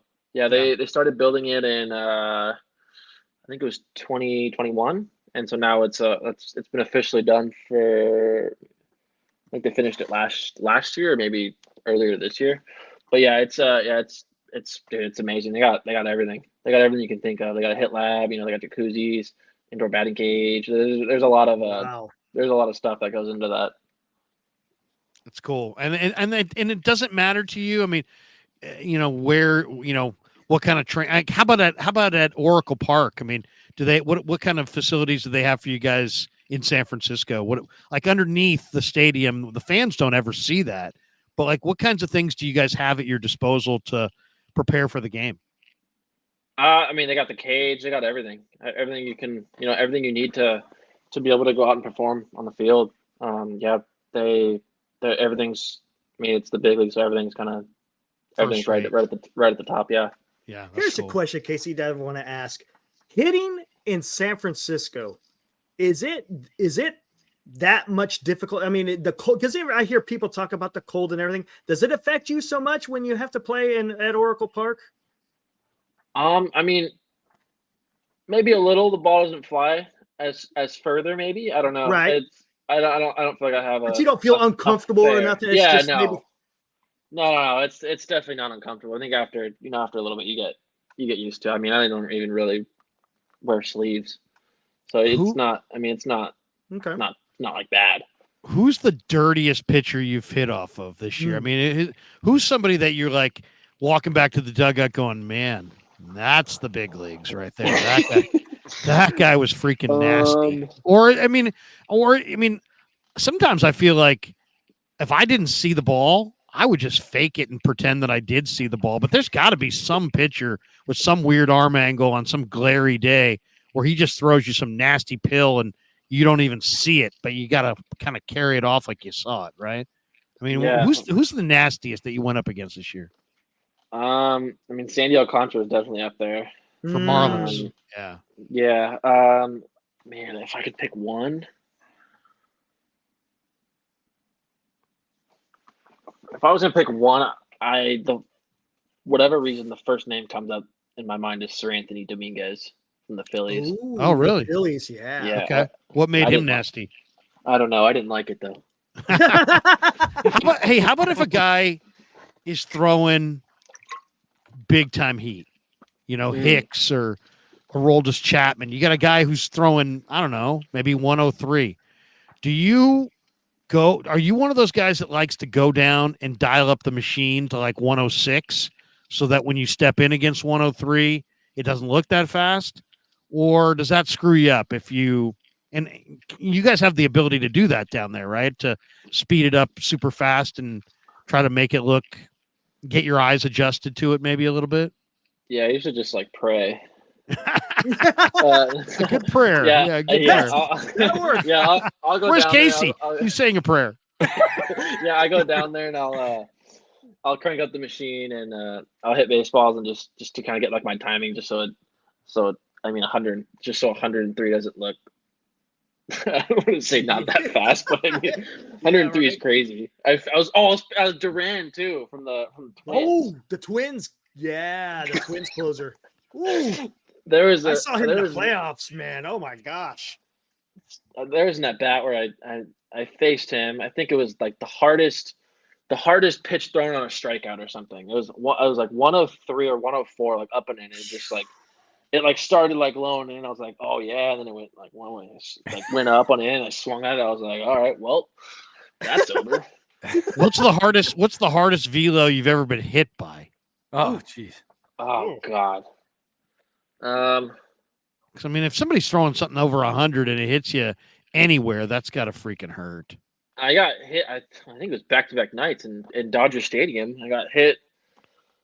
I got hit in the elbow Oh, guard. that's right. I remember. Oh, that. yeah. No, that one was by Bobby Miller. So I think it was like 90. It was probably like 98 or 100 or something. Fast. Jeez. Woo. And then one of their relievers is one that hit me around the forearm. And that one, I thought I broke my forearm. It did not feel good. Oh, Like that was right. Wasn't that right after Conforto got somebody who broke their forearm last year? Estrada, it was was it? Or- Mitch. It was Or Mitch. Haniger. Yeah, Haniger, it was, yeah. it was on like, that I think it was on like, that trip, wasn't it? It was on that road trip, wasn't it? I think it might have been like, yeah, like it was that or it was the next week. It was very like recent. Yeah. But yeah, It was I your got right. hit. It was your right forearm, so it was like the meaty part of it. Yeah, I mean, it was right. It was like right in here. Oh my god! No, and there was like Mm. a big knot. big bump. Like I remember looking like this, and it looked like I like saw it. And I went, oh god! And my dad was in the stands. It was Father's Day. Sucked. Oh, no. That's You know, right. That it's was funny, that was the series you swept them, right? In LA. I believe so. Yeah. I think so. That was when you guys beat them the night before. It was like 15-0 or something like that. And then Is your this dad? It was your Sunday dad you pretty got hit, much. Like I've got 3 boys and they all played little league. And 2 of my boys have played varsity baseball, and I worked with all of them. I tried not to push them too much because I pushed my older kid probably too much. But I mean, it seems like baseball is the sport that dad Mhm. drills you on. Dad, right? You know, I mean, it's like almost every kid who makes it to the majors. It's like, hey, how'd you get there? Well, my dad in the driveway, and just was your dad a guy who worked a ton with you as a little kid? Yeah, definitely. My dad was my coach until I was about maybe like 15, 16. So yeah, he's always been someone that helped me out throughout my career. So I mean, yeah, it was always awesome. That must have been super cool for him then, your big league debut, to have him there. Did you Oh, ever yeah. talk to him about what was going through his head watching you out there? I mean, he was just kind of like thrown off. Like it was like the craziest. It was like a dream come true, and it was just like the craziest like 48 hours or 24 hours, however long it was from the night to that game. I mean, it was unbelievable. It was crazy. And what was crazy was having how many people like hopped on a flight from San Diego to Yeah, I just remember to be seeing there. that contingent of the crowd there that night. Yeah. It was pretty wild. They're all sitting up there in the section, quite a few. That was a great moment, actually, when they panned the your parents after you hit that one out. That was Larry was mentioning that earlier, how cool that was. It's always a neat thing to see. I mean, the Giants had a lot of guys come up last year. I mean, Yep. between you and Matos and Meckler and Fitzgerald and Luciano. By the way, what'd you think of Luciano? I mean, Yeah, he's got great bat speed. He just seems Yeah. Casey, like just an enormous talented guy who, when the light finally goes on and he gets it, like, watch the heck out. This guy's going to be really good. Yeah, I mean, I've seen him hit the farthest balls I've ever seen in my entire life. So I played with him in San Jose too. So I mean, I've had the pleasure to be able to watch it. That's Wow. awesome. Yeah, he's got, if he hits it could go. I was really Didn't he almost impressed hit the glove? Didn't he almost hit the glove this year? in batting practice. I heard, didn't he? Yeah. Did he? I heard it hit went to the back of the bleachers. Oh, Just Yeah, the underneath- concourse area out there. Yeah, underneath the Major glove. poke. You guys got a lot of young guys, and there's talk of, obviously looking to add some key free agents. is there like when you guys are coming up together? You mentioned you were with Marco in San Jose and with Patty Bailey there, and some levels, and you were down in AAA last year with at times, and Fitz came up, and a lot of guys. Matos, a lot of guys coming up. Is there anyone in that group that just stands out to you as like, hey, this guy got all-star potential? Yeah, I mean, Matos is unbelievable. Luciano is unbelievable. There's just a whole bunch of guys that we have that are probably guys that a lot of people aren't talking about right now. Mhm. That are just kind of on that path to become stars. So I mean, it's really special just to kind of That's be able awesome. to play with them, and especially I played my first year with these guys, and then we all Right. kind of come up together, and we all Yeah. kind of made our debuts. So it was really cool just to kind of be a part of something like that. Yeah, it's And you know pretty what? It kinda cool. yeah. I was just saying, one of my I was best gonna friends in growing up in high school, his son played in the Orioles organization, and now he's one of the hitting instructors with the Orioles in the minor leagues. And when he was with the White Sox, I got a chance to here in Arizona during spring training. I would go to some of his games with my buddy, and we had a little party afterwards at the house. They'd take an Airbnb here in Arizona, and a lot of the ball players would come over because he played at St. Mary's, and so you might have played against him to actually think about it when you were at San Diego State. But all these guys coming over to the house, it was Burns and Corbin Burns from St. Mary's, and a couple other guys. I'm forgetting the Dodgers pitcher. Drawing a blank. What's the Dodgers pitcher that went to St. Walker Mary's? Buehler? I don't know. No, Larry. The guy that loves cats. Loves cats. Yeah, he wears cats on his socks and stuff. don't know. He's a pitcher. He had a great year 2 years ago. The dark-haired guy. He was an all-star. Vesia? No, young guy, and he got hurt. Starting pitcher? Yeah, starting pitcher for Gosselin. Yes, Goslin. Tony Goslin. Yeah, Okay. Goslin. Yeah, he went to St. Mary's. So all these guys are coming over, but they all stuck together, and I know that's kind of a way ball players are. You come up together, you're really close, and the Giants had in their heyday, they brought up Pablo, There we go. That's where I was going. Posey, Crawford, Lincecum, Belt. Mad Bum, Matt Cain, Joe Panic, Brandon Belt. All these, in fact, their whole entire infield that was instrumental in them winning 3 championships, including the catcher. I mean, the entire infield, the battery mates, everything, all 6 positions were homegrown. And that's kind of what I think the vision is of Farhan is, you and Marco and Matos. And I mean, I'd love to see you guys play. I mean, it was, as a fan, I don't know, I don't expect you to comment on this, but it was rather frustrating for some of the fans to watch the Giants not go actually play their young guys and just let them develop. As a player, do you feel like you need to get so many at bats to get into a rhythm? I mean, it seems like it would be difficult to play one game and then sit 2 and then come back, play another game, sit a couple. How is that as a player getting used to that? I mean, definitely, it's definitely tough. But I mean, at the end of the day, you're trying to win baseball games. And I mean, that's just how it is. So I mean, it's hard for me to kind of to touch on that. But I Fair mean, enough. at the end of the day, we're trying to win games, and whatever I can do off the bench, or pinch run or whatever, I'm there for.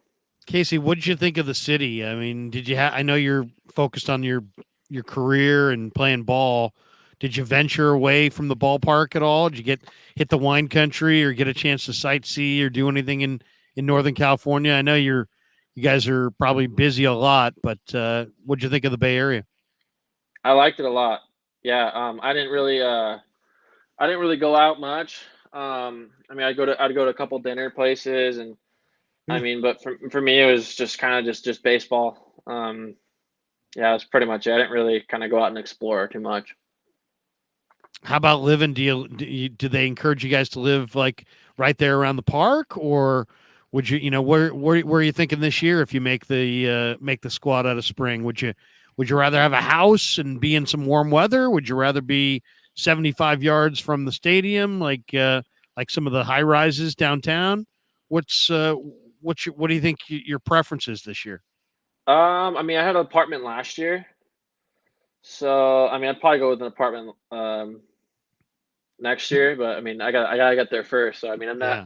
I'm trying not to think that far ahead. I'm just trying Fair to enough. Yeah. kind of just take it one step at a time and just try and stick somewhere.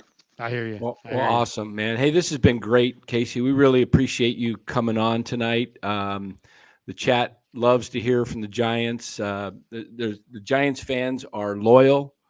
They want to see another championship team, and we're looking forward to watching you play this year. And wish you all the best. Hope you make the 26-man roster coming out, and just have a starting job, and never never look back, man. Just play a full 162 games this year, healthy, and we're looking forward to that, and wish you all the best. Appreciate it. Thank you, guys. Hey, Thanks so All right, much. take it is easy, is Casey. it true, Casey, that Shohei Ohtani follows you on the IG? No, I think that was a joke. I don't know. I did have a couple people like text me, and I was like, I don't know. I didn't see anything. I was like, that's pretty cool though, you know? Yeah, that would be cool. Yeah. Hey, man, good Awesome. luck. Seriously, you're a good sport, Yeah, and thanks for absolutely. answering all the questions. And man, we really enjoyed watching your rookie year, and wish you nothing but huge Absolutely. success in the future, man. Love to see you, man, in that hot corner for the next decade. It'd be great. Absolutely. Appreciate it. Yeah. Appreciate Awesome. All right, take it easy, appreciate Casey. Thank you, Casey. All right, All right, thank Casey. you, guys. Casey Bet. Schmitt, See ya. everybody. All right. So that was a treat Man, tonight. What a That treat. was awesome. He's a Good dude, first good class dude. guy. That was a, great. great attitude. Has a lot of fun at the ballpark. He's Wow. the Giants could do really well building a team around guys like Schmitt and Bailey 100%. and Agreed. Matos. Get that pitching up. I want to see this team build around some of these young guys and fill in with, if you can get an Ohtani, great. But if not, go get a Bellinger, get some pitching, frontline pitching, and let these young guys develop. Absolutely. It just broke about a few minutes ago. Candelario is going to the Reds. I saw that. Okay. Candelario to the Reds, Soto to the Yankees. and Rodriguez from the Tigers to the Diamondbacks. They got Eduardo Rodriguez is a Diamondback. Yeah, is a Wow, Diamondback. Yes. that's yeah. interesting. I'll say this too. I mean, just from going down to spring training, getting a chance to interview JD Davis and Taylor and Tyler Rogers and a number of Giants last year, Elliot Ramos. It's just a bunch of good dudes. Yeah, I mean, it really seriously. I mean, these kids, and they kind of remind me. I say kids because they kind of remind me of my own son. I mean, I've got a 23-year-old son, 22-year-old son, and a 23-year-old daughter. So it's when I see these guys, and I'm like, wow, these guys are really the same age as my kids. At this point, at one point they were older. Then they were, my contemporaries. Then they were a little bit younger. Now they're literally the age of my kids. But I'll tell you, it's a room full of good dudes, guys that are easy to root for, guys that are, good examples for, I thought one of my favorite answers was just his emphasis on when I asked him about, what message would you have for a high school kid who wants to be a big leaguer? He said, just try to have fun. Try to have fun I because love it. it's such a hard game, right? And it's such a failure-ridden game that, having fun is a big part of it. And you even see that when I cover the Niners and I'll be in their locker room tomorrow. It's like, at the end of the day, you talk to a lot of these guys. It's like, hey, you know what? You play football. You don't work football. You play baseball. You don't Mhm. work baseball. So it's like you gotta, even though there's lots of pressure and there's lots of expectations, you gotta figure out how to compartmentalize and remember that it's a game and that you're supposed to have fun playing it. Yep. And I don't know. I thought that was really cool that he kind of emphasized that to any young player who's dreaming of the big leagues. It's like, it's awesome to dream it and it's awesome to work on your skills and develop your skills, but don't stop having fun. Keep Yeah, having fun. absolutely. I I wanna love it when he address- said embrace the suck. I Yeah. love when he said that Yeah. because you have to, right? Yeah. Yeah. I want to address this real quick here from Aaron. Is NorCal Sports Network going to have to ease up on roster criticism if you're going to be having players on? We're going to be honest here. Okay. Yes. We're not going to, the players are great. We have all the respect in the world for everybody that puts a uniform on in baseball. And but we're going to tell you that if we think the roster is, you want our honest opinion or do you want us to sugarcoat everything? I mean, Mhm. we think the roster can be much improved, and we're not criticizing the players. We're criticizing the ownership and the front office. Mainly, Farhan's job is to put a winning team on the ball field, and he really hasn't done that except for 2021. And so, are we gonna? I'm never gonna shred a player personally as a human being. If you want me to say I don't think that player's performing well and I don't think he should be in the lineup Right. all the That's time, different. Yeah. that's different. But I'm not going to sit here and, I mean, these guys are good people and they're trying, and nobody is going to have success all the time. So, but what do you want us to do? You want us to sit here and just say everything's great and rosy all the time? I mean, imagine if we were an A station. Oh, the A's are great. We just love the A's. They're 50 and 110, but hey, the ownership's great. Gotta love these guys. Oh, wait, we're having players on. We can't tell that we gotta, come on. I mean, and that's the way it is. I'm a Giants fan. I've been a Giants fan since 1968 when I was 7 years old, when Bobby Bonds came up with the Giants, was the first player I kind of remember. And of course, Willie Mays was on the team. But I've been a fan for 55 years. And I'm not going to stop being a fan, but I'm also not going to sugarcoat and Right. say that everything is rosy when it's not.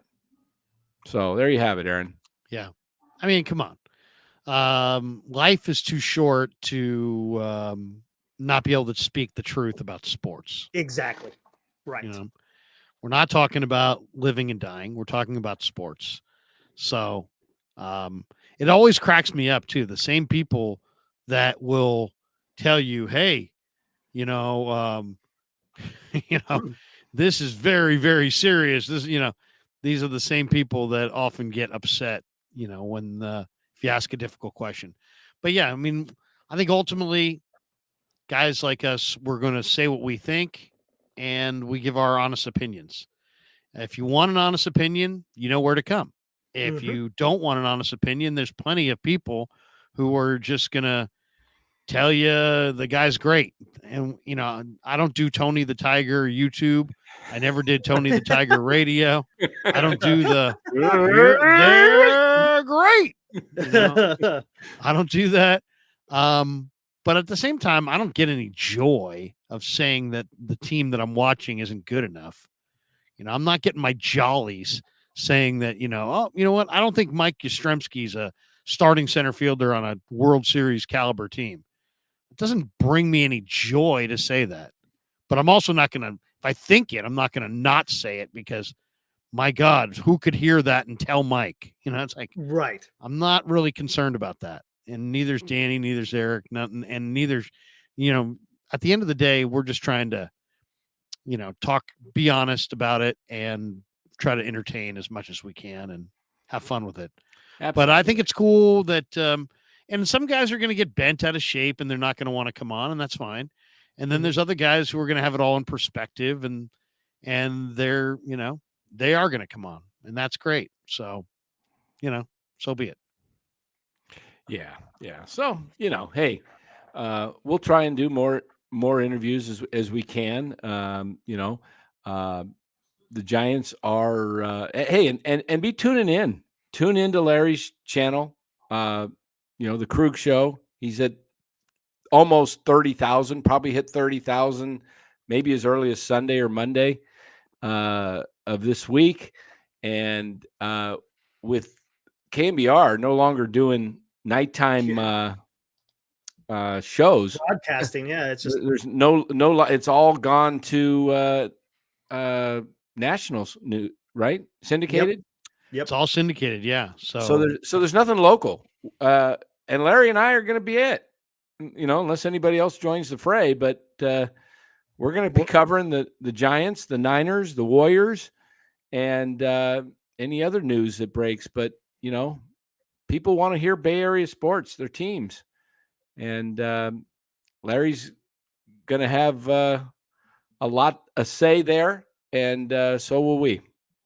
Absolutely. We're gonna do a lot of sports talk in the evenings that's locally based on Danny's channel and on my channel. There'll be nights where we talk a lot of Giants baseball on my channel and his channel. So we'll be doing a lot between now. If you're a Giants fan and you want to hear Giants dialogue, and be able to maybe even call in and participate and be kind of be interactive with the show, we're going to offer you that possibility in the evenings between now and spring training. So look for it. You'll hear more about it in the coming weeks.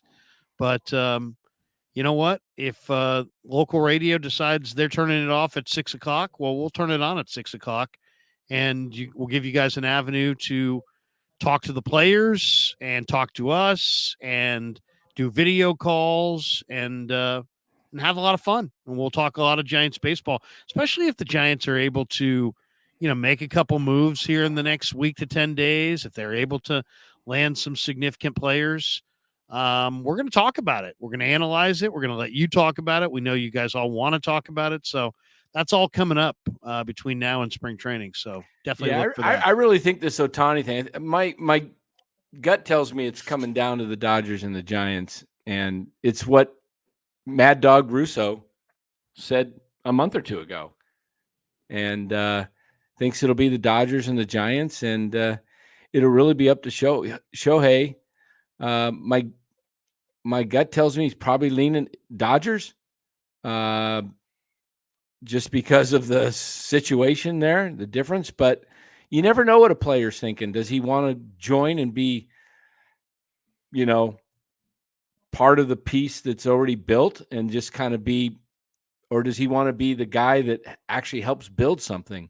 Everybody's made up differently, and we don't know. I wonder if that one thing that may help, and Larry, you talked about it last time we were on here. I wonder if Bob Melvin will be a key component in maybe Shohei wanting to come here. I'm not saying the other big question, Eric, is I don't know if you saw this, but Dave Roberts spoke openly about the Dodgers, about Shohei's free agency, and according to what I've read, that was like a big don't do that. Yeah. So I don't think it'll play a factor, though. I can't imagine that it would, but you never know.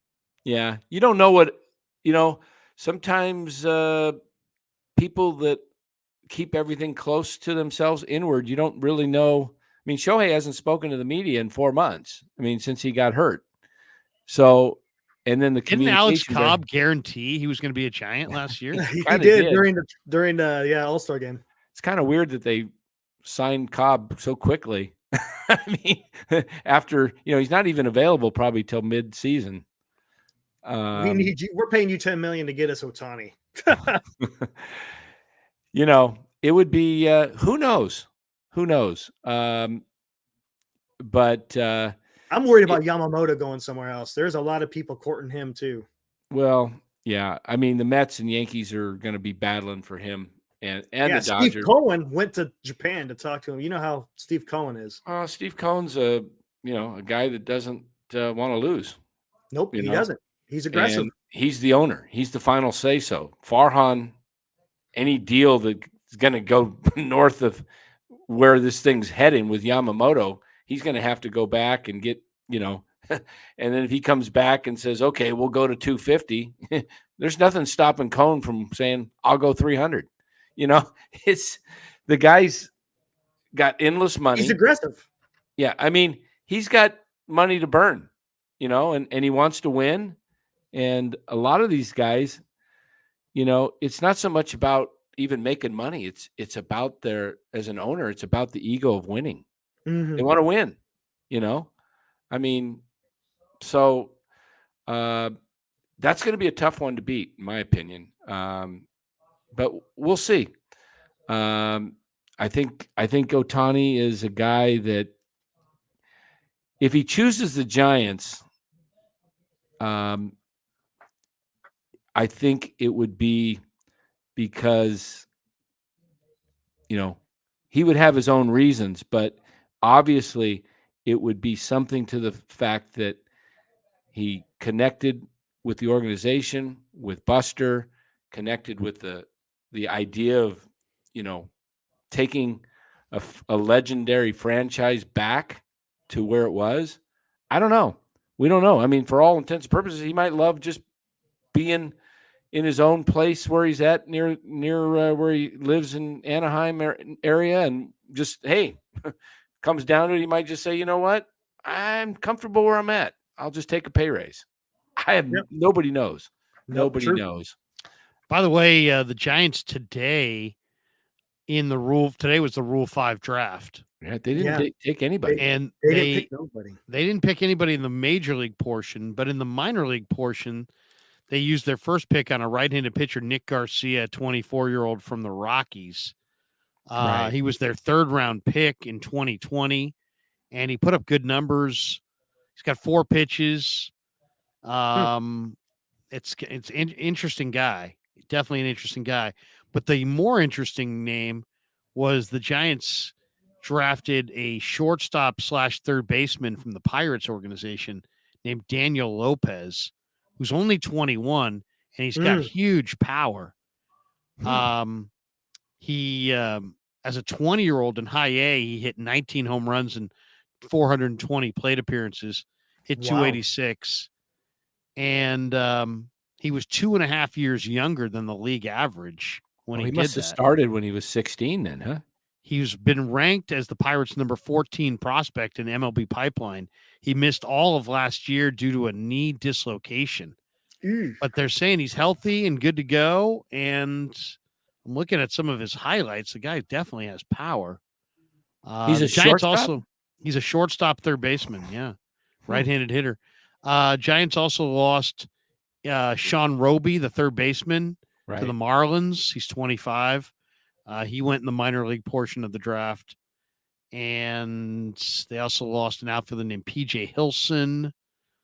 Yeah, I thought and Hayden Cantrell. I thought Farhan played it pretty smart this year in the Rule 5. The guys he did not put on the 40-man roster.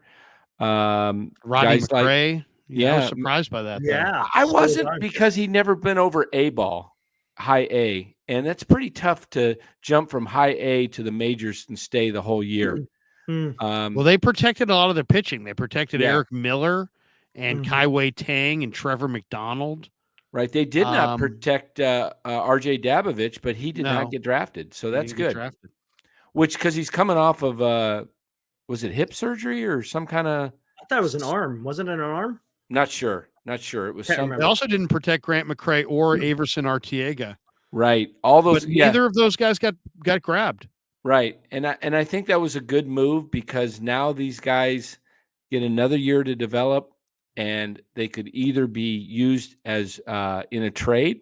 Yep. Or after this year, if they have good success, then next year maybe you can put them on the 40, because they'll be eligible next year again. I mean, it's a big off season for the Giants. It's a big off season for Farhan. I mean, let's be honest. The guy has been the general manager for a number of years now. And what's the biggest trade that he's ever made? J.D. Davis, right? Or maybe Chris maybe Bryant. Chris Bryant. Yeah, but Chris that was Bryant, but I'm just saying he hasn't really made any real big trades outside of No. Chris Bryant. So No. I mean, and I don't know if they'll be able to sign free agents or not, but I mean, between signing free agents or or making a trade, I mean, Farhan's on the spot here to do something this offseason, so it should be interesting. Do you have confidence that he's going to get something done? I don't know if I said yes, it wouldn't be based on anything. I know that's the problem. Hmm. History has shown his last 5 years. It's, like you said, he has even made it. He's never made an off-season trade, right? All his trades has been at the trade deadline. I mean, he hasn't made hardly made any major trades at all, or even free agent signings. I mean, yeah, he got Rodon for that 1 year, but then he didn't. We could kind of go back. That was a signing. Yep, that was a signing, but then he should have traded him. He's adverse to trading away any kind of talent. Yeah, he likes these something for nothing deals. Yep, where you're getting something, but you're not really trading anything. So we'll see. I mean, it's going to be interesting. They have real, the Padres, Dodgers, Diamondbacks, you could make a strong argument, are all quite a bit better. Yes, and now Arizona getting Eduardo Rodriguez. Now you got a 3-headed monster in Arizona. Oof. Yeah, and then don't forget the kid that pitched in the playoffs in the World Series. Fott. Yeah, he'd be their 4th starter now, and that's a good rotation. Yeah, you got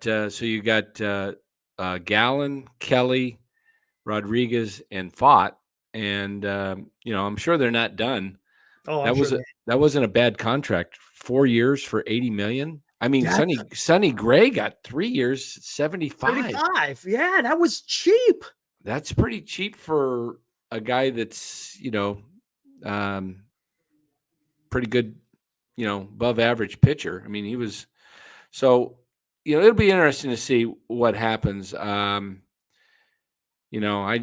just hope they don't trade away too much of their young guys for somebody that's. I'm glad they didn't get Soto. I didn't want them to get Soto exactly. and trade. I mean, the only thing, here's the thing. I wanted them to get Soto, but he's a Boris guy, and Boris takes his guys to free agency. So you were only going to be trading for a 1-year rental of Soto. Right. And then it's a matter of, do you want to pay him $500 million, otherwise to buy out his free agency, and you would have felt like pressure to do so. So I don't know. I mean, he was just on Melvin's team. They were horribly underachieving. I don't know. That's a tough one right there. And he's going to the Bronx with that short right field. Man, he's going to love it. Is it possible, though, that signing today takes the Yankees out of Bellinger, and maybe that means Bellinger comes here? It's possible. I think it does. I was listening to. I'd rather go with Bellinger for free than trade a bunch of prospects for a 1-year rental of Soto. A lot of people are down on Bellinger. Here's what I say about Bellinger. The guy was unbelievable as a 23-year-old, won the MVP in 2019. 2020 has the misfortune, after hitting a bomb, I believe he hit a home run. Hurt his shoulder, hurt his shoulder, giving a forearm bump, threw his shoulder out, had to have surgery, came back too soon, had to compensate, and screwed up his swing for 2 years. Then he last year takes a 1-year deal basically and says, I don't want a long-term deal. I'm going to prove myself. Proves himself, hitting 26 homers, hitting 307. He's still only, how old is Bellinger? 28? 28. I mean, he's fast. I remember Bryce Harper when he signed that big free agent deal. It was like, oh crap, he kind of had not a great year his first year. Yep. And then he got hurt. But look at Harper now. He's what, 29-ish, 30? I don't know what Harper is. He's in his 30s now. His 30s, but he's getting better. Yep. So I think Bellinger can get better. And if you look at Bellinger, look at his body type. He looks fit. He doesn't look overweight. He doesn't look like he's going to get overweight. I mean, it's just I don't know. I think he takes better care of himself. I think that might be a good. And the Giants possibility need for a sure. center Yeah. fielder, and they They need a do. 3-hole hitter, and that's what he is. He's a center fielder Yes. and a 3-hole hitter. So Yeah. to me, I mean, I like. I mean, obviously, Shohei is going to be intriguing for just the buzz. But Mhm. you're still paying $50 million probably for a DH who may never pitch. So it's like, I don't know. I mean, is that a good deal? I don't think so. And then the Korean center fielder, I'm very Mm. concerned about him just from the standpoint of he weighs like 168 pounds. He, has an awesome on base percentage, but he just looks like the kind of guy that teams are just going to throw 96 on the hands right over the plate and just dare him to get around on it.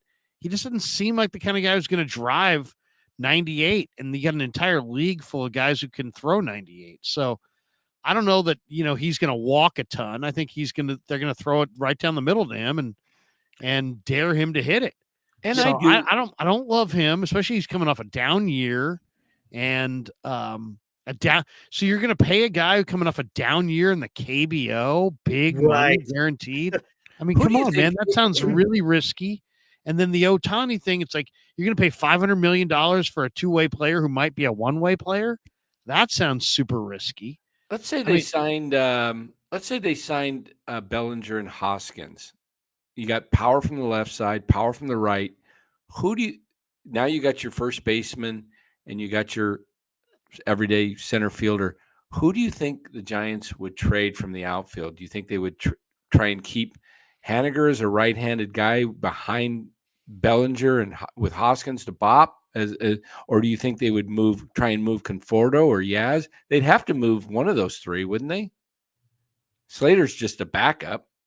Yeah, I don't know that there's a real market for any of them, really. That's what I'm That's saying. what concerns me. Why would anybody be dying to get those guys? The Yaz might trade be, value for the Giants is probably their pitching, right? Yaz might be something with a pitcher, might be bring something because he's only making 7-8 million plus. Maybe you can put him back with Boston since they got rid of Verdugo. Maybe, Boston, the catch of bringing Yaz, I mean, to that park with his granddad. I don't know. I think Yaz fits in as a fourth outfielder on a good team, on a really good team. I think Yaz overpaid. He's being overpaid right now. I mean, I don't know. It's just. I mean, he's on a not a great team, but he's kind of like one of the better players on that. And so, I think 220 the last couple of years. Right? Yeah, but I think don't you think he'd be better suited if he's playing on a good team with guys that, I mean, the Giants, as far as trade bait, what do they have to trade? Joey Bart, maybe Keaton Wynn, maybe Tristan Beck. They've got some young players that other teams would like, I'm sure. They'd like Wisenhunt or Crawford or Harrison or Black. They like their pitching. Yeah, I don't know that they're gonna. Maybe Reggie Crawford. I think Wisenhunt and Harrison are probably slated to the back end of the rotation this year. They should be. It's funny that we played an interview that MLB had with Pete Petulia yesterday, and he asked him, "So, is there a lock on the Giants starting rotation?" And he basically said Webb and Cobb. That's what he said for the most part. Yeah, and then Cobb's injured, so Yeah. they don't have, Yeah, we also played. I don't want to play it because it seems like it demonetizes us a little bit where we put a video, but we broke down a video last night, Larry, of Farhan talking to MLB Network a couple days ago in the meetings, and he was talking about Melvin, and then I stopped it, and then I said, "Hear what he's saying? He's saying Bob Melvin is a guy who's not only good at X's and O's, but what was the word he used, Eric? He takes the he basically gets on the same wavelength as us, but he mentioned we And He I don't said, know what yeah, the way he we mentioned we like what we want to, what we perceive, kind of like. And I'm saying, I stopped. I said, what he's saying is he's basically still doing his analytics and who should play. the And deployment of players. yeah, He the talked about that. deployment. He said the deployment. He said he used the word deployment of players, and I'm like, oh my goodness. Well, I mean, he's on record as saying that, he likes, analytics to see the field on a regular basis. And, I mean, I think, and it's funny. I heard Dave Fleming do an interview with Kawakami, and Dave seemed to suggest that Gabe Kapler was too much of a yes man last year, that he just basically kowtowed to whatever Farhan wanted, and that Farhan in the Giants front office wants there to be more pushback and more dialogue about some of the analytic discussion. And it just seemed to me to be kind of like bullshit. Like Yeah. this is revisionist history Mm. now, because now we want to, what can we say to save our bacon as far as our job? And it's like, oh, well, let's say that, Gabe agreed with us too much and we want more spirit. Dave was making it seem like they wanted more spirited debate. So I think that's bullshit, to be honest. I really do. Yeah. I think that's just a bunch of crap. You're telling me that Farhan now wants the manager to argue with him when he says, hey, my incredible analytics and our analytic department has decided on X. He wants Melvin to push back and say, go to hell. We're going to do it this way. Yeah, right. That's just such revisionist garbage that Yeah. you floated out there to try to make it look like, this is now some preferred approach. I just think that Farhan sold out on Kapler to save his own bacon. He's going to do what he has always done. And maybe Melvin pushes back a little bit more. But don't tell me that Melvin is the choice over Kapler because he'll push back on your analytics. That seems very disingenuous. Yeah, that's bad. I mean, come on. The job of the analytics department and Farhan being overall of baseball ops is present it to the manager what you guys have, and it stops there. Okay, the manager knows what's going on in his clubhouse. He knows his players. He knows who's hot. He knows who's not. He knows guys. He's the general manager should not be having trumping what the manager says who should play based on analytics, because they did that last year. Wilmer Flores hit 4 home runs in Cincinnati, and they go to Washington. And what does Wilmer Flores do? He sits on the bench for 2 games in a row because they're facing a right-handed pitcher. He was smoking hot. And, when you're hot, the ball is bigger than it looks bigger than it actually is. You see everything. It doesn't matter if it's a right-hander or left-hander.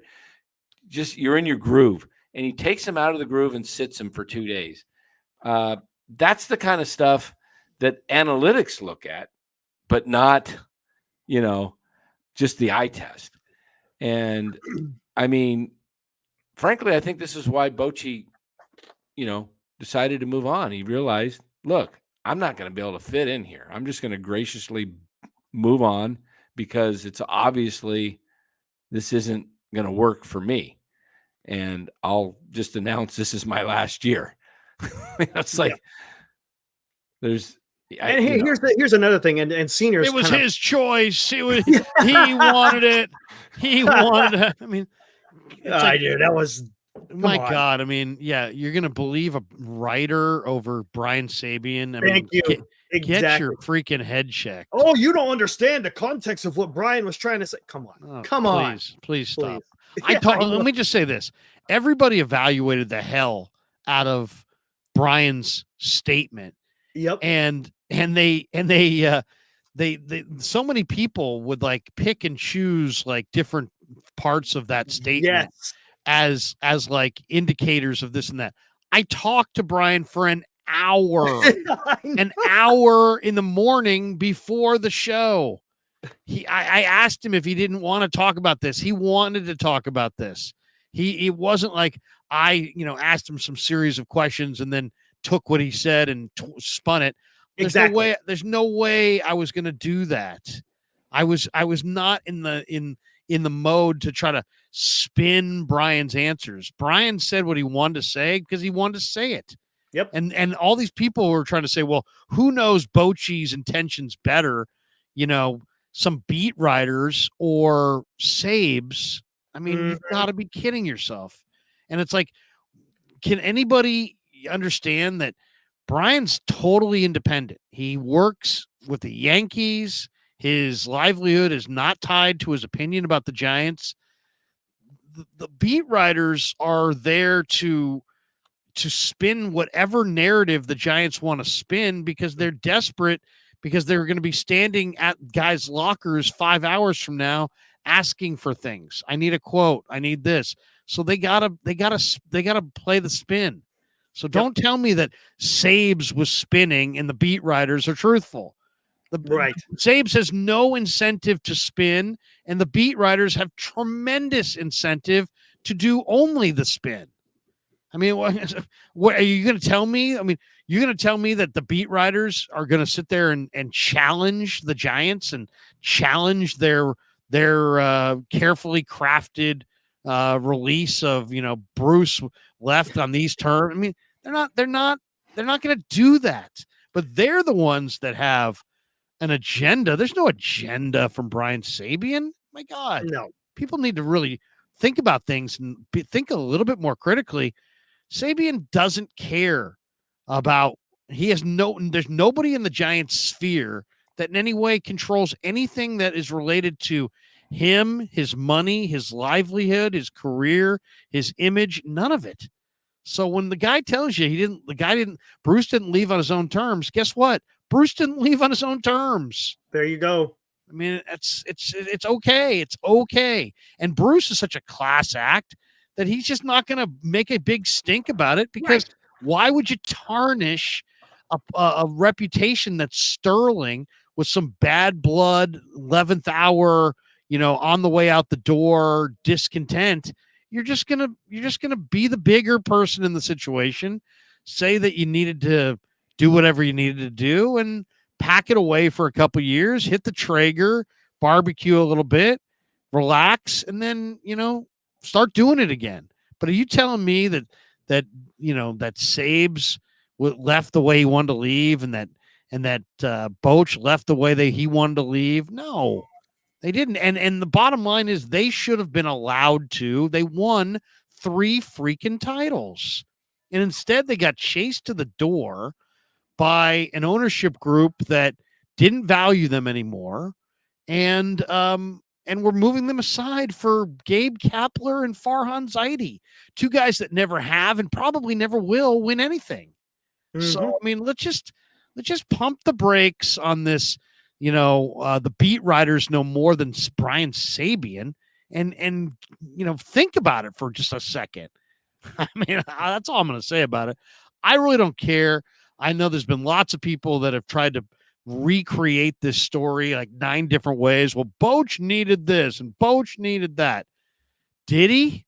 Or did they want to move on and he just didn't want to be the one? No, he didn't want to be where he wasn't wanted, and he didn't want to blow the whole thing up. The fact of the matter is he's managed again this year, and he was the best manager in the big leagues. And you had him on your side, and you let him go for Gabe Kapler, who now is Kim Ing's assistant general manager. Well, Kim left. Kim left to Florida, but she left. Okay, yeah, she left. But he's now the who's the general manager there? I can't remember his name. It's a new guy there, but yeah, he's where did she go? Is she with MLB? No, I don't haven't know where heard. she's at. Yeah, there was thoughts in my mind that when she left that Farhan was still possibly on the hot seat. I thought maybe the Giants might bring her in. She worked under Ned Coletti. I mean, the whole thing is just, it's mind-blowing when you think about it, Larry, when you put it in those terms. They let Bruce Bochy go for Gabe Kapler. Oh, man. They had Brian Boch Sabian. is just a class act, so he didn't want to. He's not right. going to sit there and be like, does it make him look better to be like, I'm bitter about it. And no, but do you think, would Sabes really take to the airwaves to say that Bruce didn't leave on his own terms if Bruce was totally thrilled with the way it ended? No, he wouldn't have. He would have said, everything runs its course. He would have Yeah. taken some high road line and he would have stuck to that. Instead, he made it perfectly clear that Bruce didn't leave on his own terms. What was the deal, Larry, after Sabes, the 14 season? I don't know if it was the 14 or the 15 season. He kind of step down a little bit to have Bobby Evans step into that role. Was that a decision made by the Giants, or was that Sabes' idea of stepping back a little bit?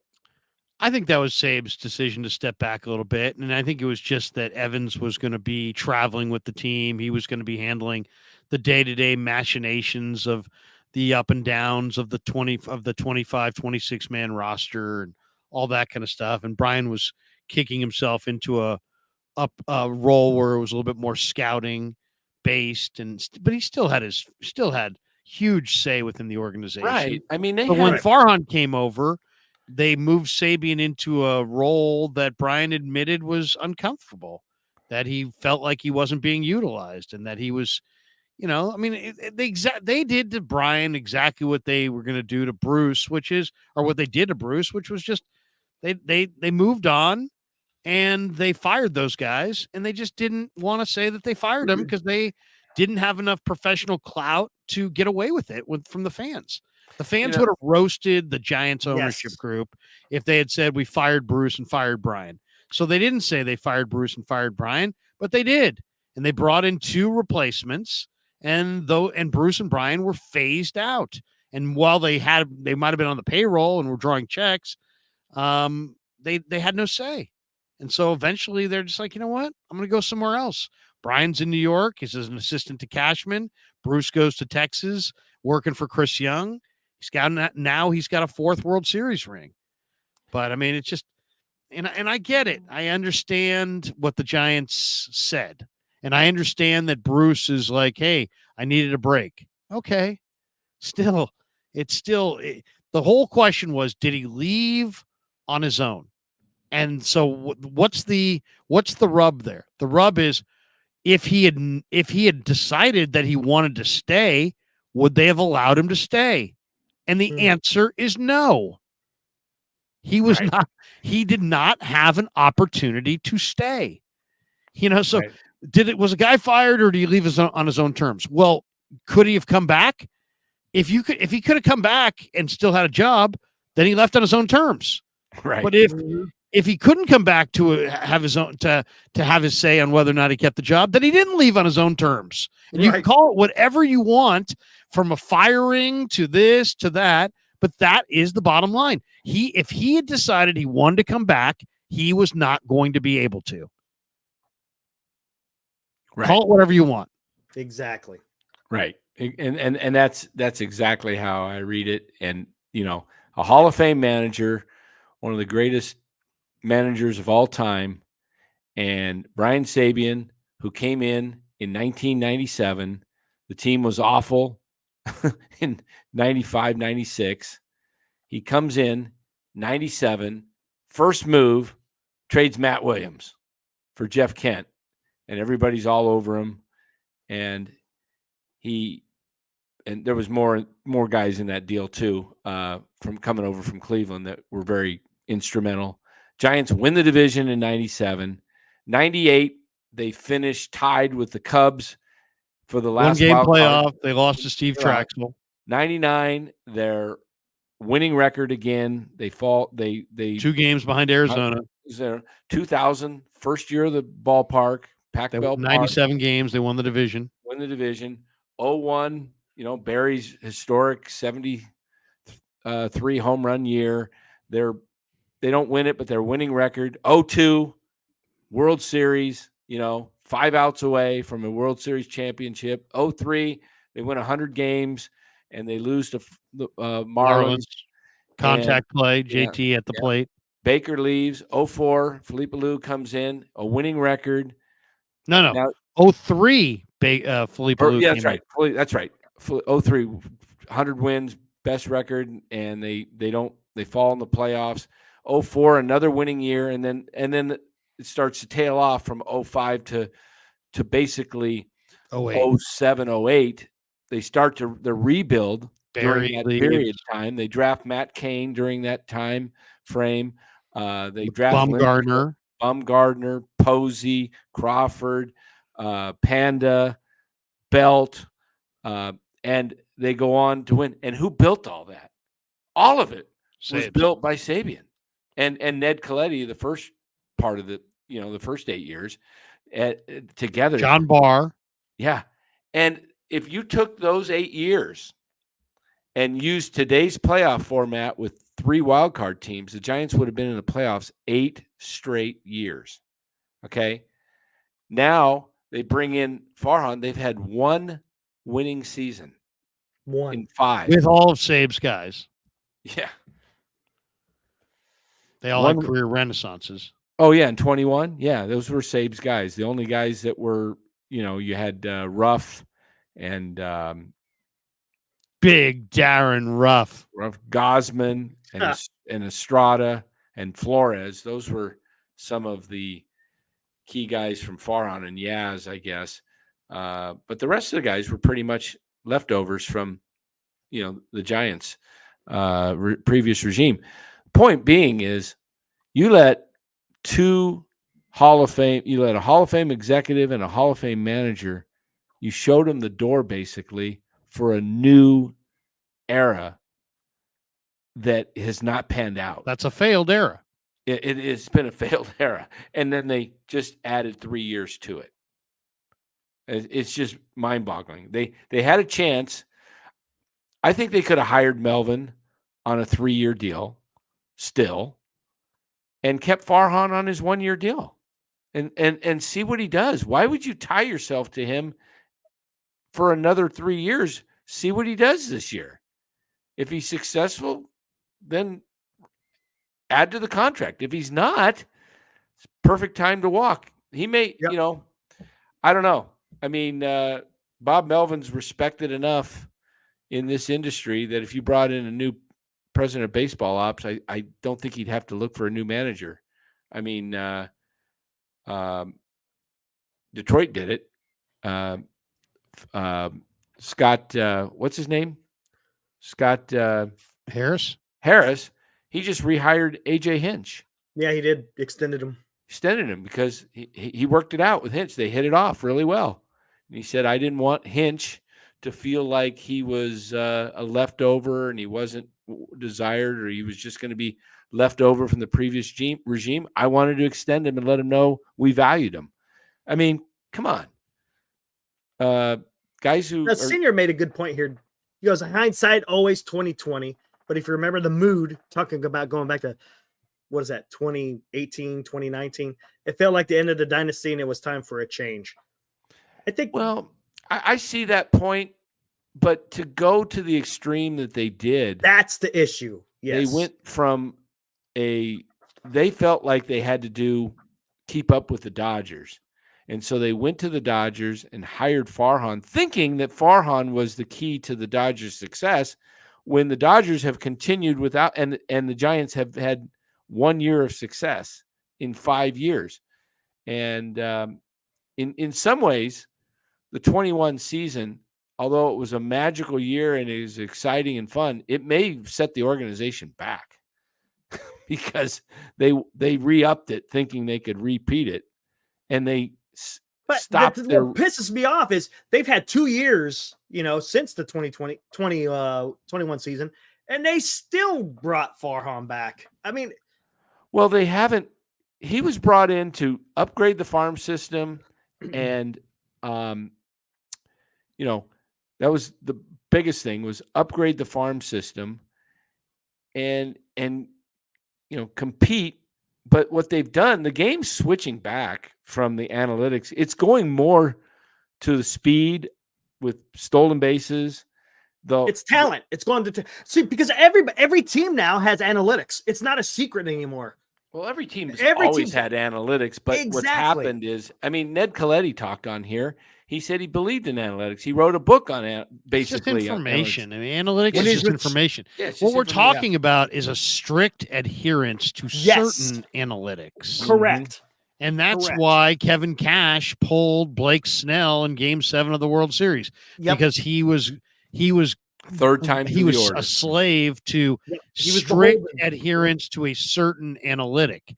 Now, the analytic was that Blake Snell after the 7th, or Blake Snell third time around, whatever it was, there was some number that he was worried about.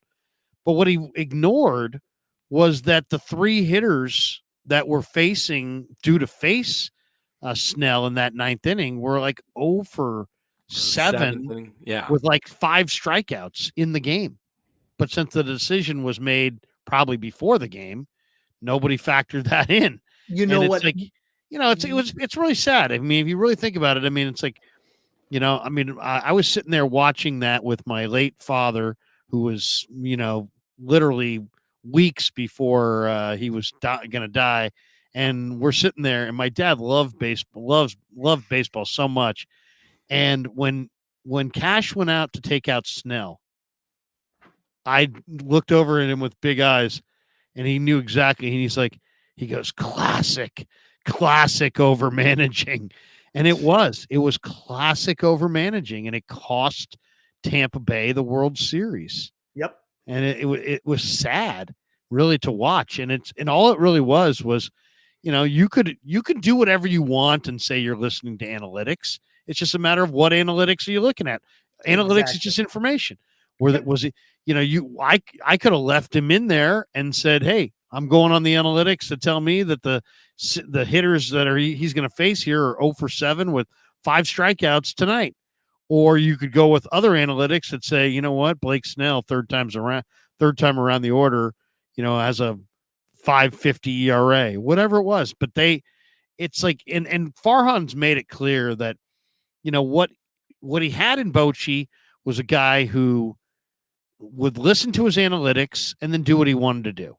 Right. And Farhan's of the belief that it's important that your analytics see the field every day, all season long. And Mhm. that's what Kapler was there for. He was Farhan's yes man to just take whatever advice was given to him by the analytic department and enact it on the field.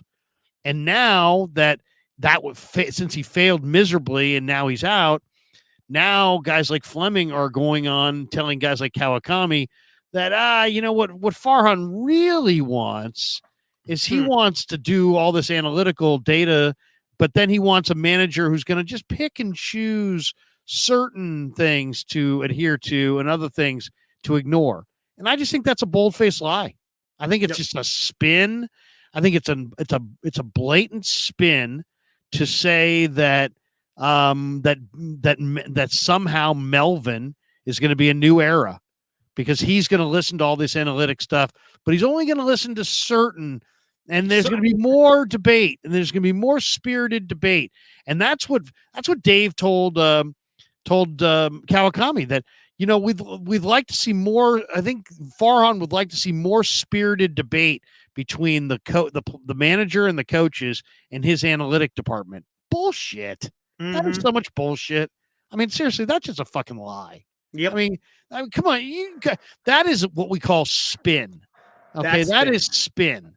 And it's like, I'm not going to be spun on that. And it makes so you ran out Boch, a guy who had pelts on the wall, 3 World Series, and basically was doing exactly what you're now saying you want done. He listened to the analytics, and he took some and he ignored others. And obviously that's the preferred approach. But you're going to say that Boch did that and that somehow Melvin's going to do that, but that Farhan and Kapler didn't work because Kapler had a strict adherence to all of Farhan's analytics. I mean, that's just Monday morning garbage. That's just like, oh, let's try to make people feel good about this manager decision. So we'll just kind of frame it this way. If I was Kapler and I heard that, I'd be sick. I'd be pissed. I'd be And like, here's "Are you another kidding thing. me? You're gonna do me that way? You're gonna tell me that I adhered too much to Farhan's analytics, and that's why I'm out, and that Melvin's only gonna adhere to, I don't know, 65% of it, and that's what's gonna make him great." Well, then why couldn't Boach be there? Well, what Boach Right. listened to about 60-70% of it. I And this mean, is what's crazy. it's just in-house drivel spin made for idiots. And if you want to lap that up, lap it up. But it's a bunch of garbage. It's just things that people are saying to try to justify what they're doing. It's like, we're going to do this, and then let's come up with a spin to justify why we're doing this.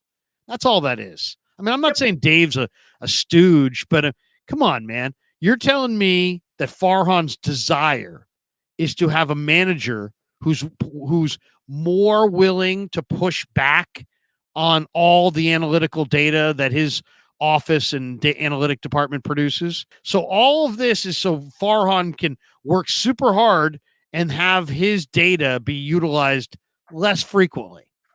I mean, it's not plausible, it's not believable, it's not, you know what I mean? So it's like, if you want to believe that, believe it. When I heard that, I thought, what kind of spin is that? I mean, why wouldn't you just kept Bochy then? If you really don't want a manager who's just going to blindly accept all of your analytics, and you had that guy in Bruce Bochy, then why did you need to show him the door? And then if getting your analytics on the field is so important, then why would you go to Melvin, who's going to push back because what, you want spirited debate? I don't believe. Come on, don't fall for that. That doesn't even seem like that doesn't even seem like Melvin's personality. Personally, it doesn't seem like Farhan's either. Yeah, no, it's like, I mean, and what's crazy is they got rid of Bochy, right? Now Melvin is closer to a Bochy than what Kapler, right? They're, Bochy and Melvin, they're kind of from the same cloth, if you will. So you got rid of Bochy, you bring in Kapler to do your thing with analytics, and now you're reverting back to a Bochy-esque type of manager, right? But you're still going to extend. Obviously, Farhan's plan had failed at that point, but you're going to reward him with another 2 years. Yeah, I don't get it. It's bizarre, and now and it's like, okay, they couldn't attract free agents, and now here we are, and we'll see. Yeah, exactly, and this is where we're at. Now it's like the clock's ticking. Yeah, loudly. Yeah, it's going to be. We shall see. Yes, love Fozzie's comment.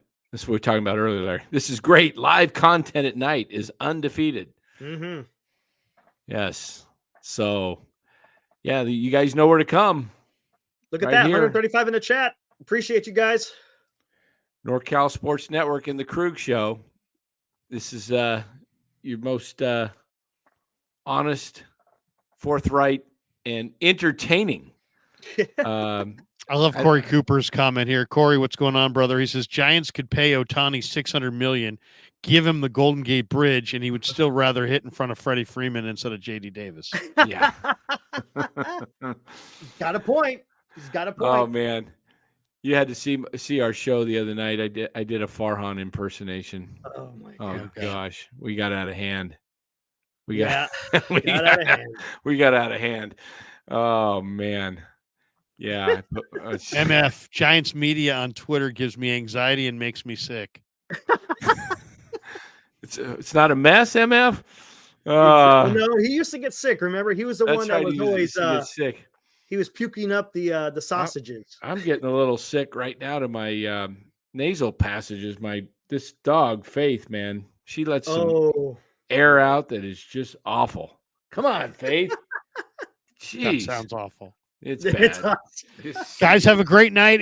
Thanks for inviting me. I got a jet because I got to get to Niners in the morning, but it was a real pleasure coming on with you guys, and we'll do it a lot this winter and this spring. Absolutely, Larry. Thank you very much for joining, and we will see you here shortly. I guess I'll be seeing you Sunday. Yep. So peace, guys. Have a good night. All right. Take it easy, Larry. Good night. All right, everybody. Larry Krueger. Larry Krueger. That was awesome. Good I night, tell you man. what, Dan, this was a hell of a show tonight. I really enjoyed this one. This was great. Yeah, man. I tell Man. you, Casey was great. Oh, he Casey wasn't he? He was great. Down to Yeah, earth, good yeah, guy. I like him. yeah, I man. like it for You guys can't like help that. but root for a guy like Casey Schmitt. Even if someday he's not a giant, you want to see a guy like that be successful, man. Exactly. Been Got through a Bubba lot. I Rad. didn't ask him about his personal. I was gonna when we was talking about his dad, but then Yeah, I you know, thought about that too, but I was like, no, uh, I'm not going to bring that up. yeah. I mean, his dad. What a traumatic experience. Casey was only 7 at the time, but fell off a ladder 15 feet. Smack was His in a. father, His father was, and he was 2 pretty months much in a in a coma. Yeah, 2 weeks or 2 months. I Can't thought it was remember. 2 Might have been months. 2 months, but geez. I mean, he had to learn how to walk again, everything. But that's He didn't even awesome. remember. He didn't even remember his son. Yeah, that's horrible. I'm telling you, man, from a guy who's had head injuries, traumatic brain injuries are just serious, man. Hey, real quick, let me get to these. We never got to him when he was on here. Got Bub. He donated $5. I appreciate that, Bub. Says, "Let's go, Casey. I believe in Schmitty, NorCal Sports and NorCal Sports Network. Awesome. That's Appreciate awesome. that." And you got Aaron with we'll just say $2. Appreciate it, Oh, man.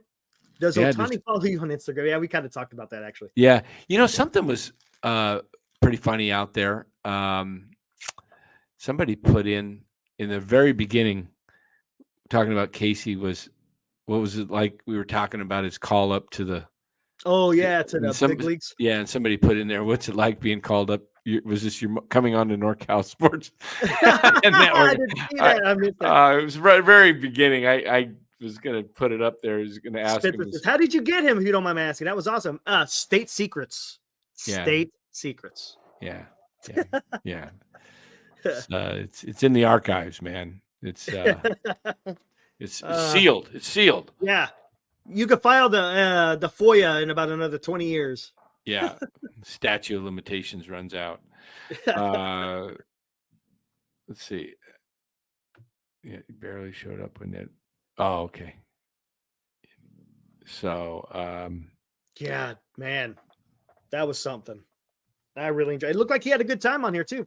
He yeah. looked pretty comfortable. But Brad says I like Schmidt way more after tonight. I liked him already, but if he hangs with the knucklehead crew, then he is a way cooler. Exactly. Yeah, that's right, man. This is a knucklehead crew right here, man. And I want to give we a don't shout take out to the chat. You guys did very well out there. I appreciate that. You guys handled yourselves very good with Casey Schmitt being on the show. Appreciate that.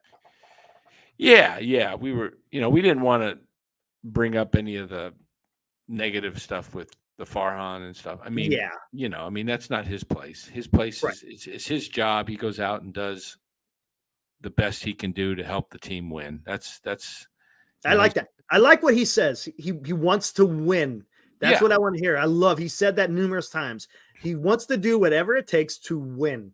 Yeah. Whatever, absolutely. even if he's probably, and you could tell maybe he wasn't happy with, maybe some of the playing time, but hey, he's going to do whatever needs to be done to win. Yeah. Yeah. So I'm just hopeful that he has a great spring and that,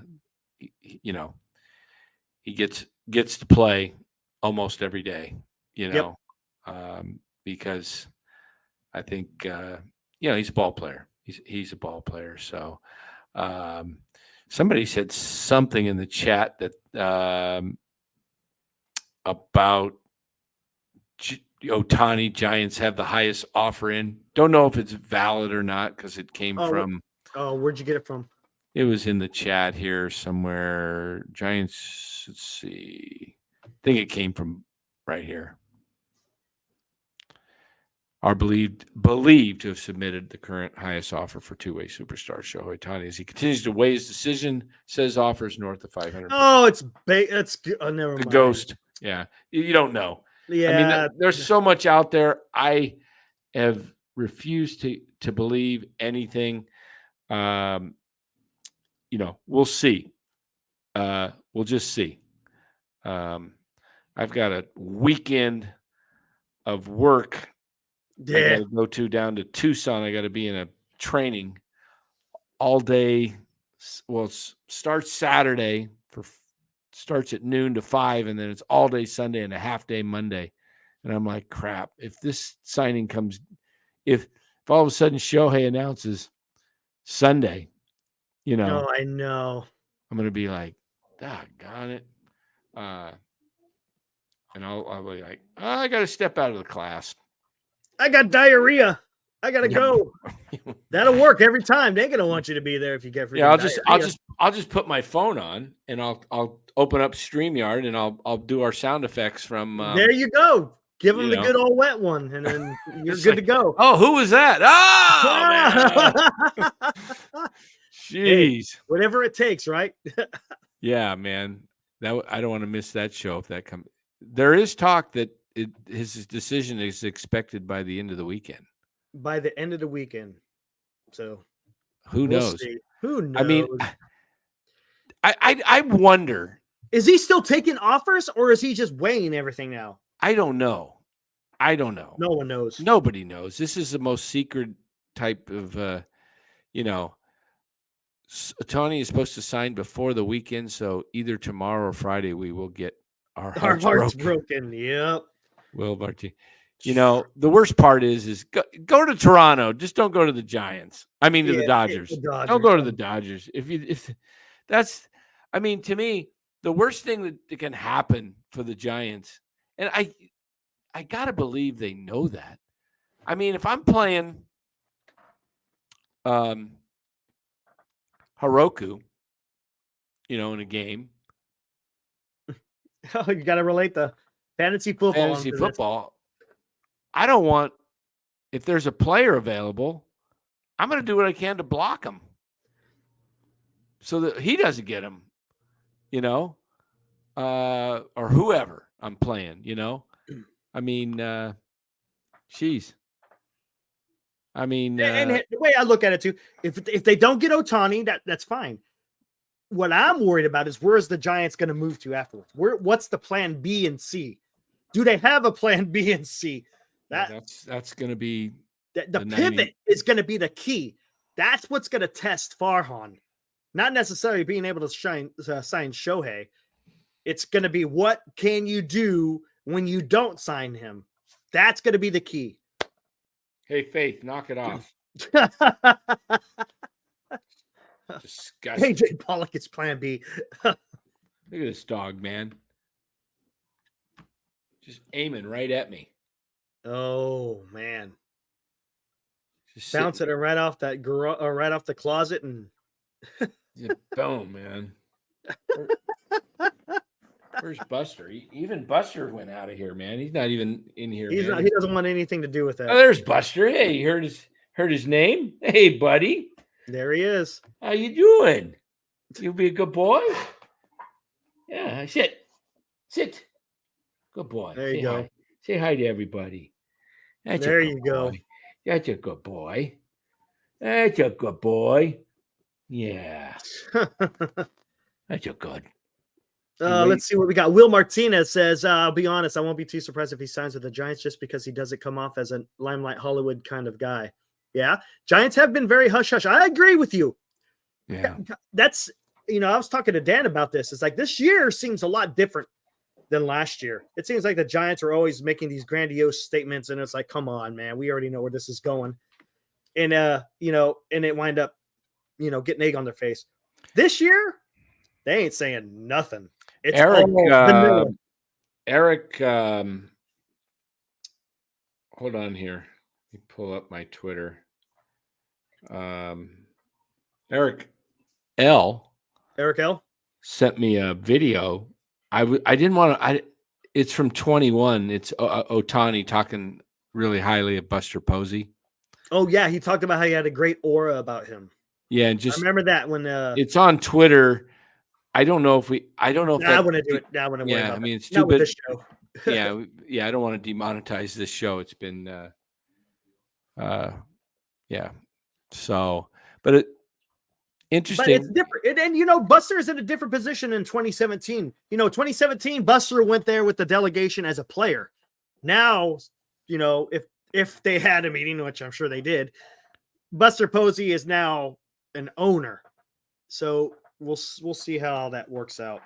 Supposedly, right. I guess they said Melvin was part of the deal too. So yeah, I mean, excuse me. I'm getting tired. 12:10 here. Yep. Melvin, had Hugh Darvish, and Mhm.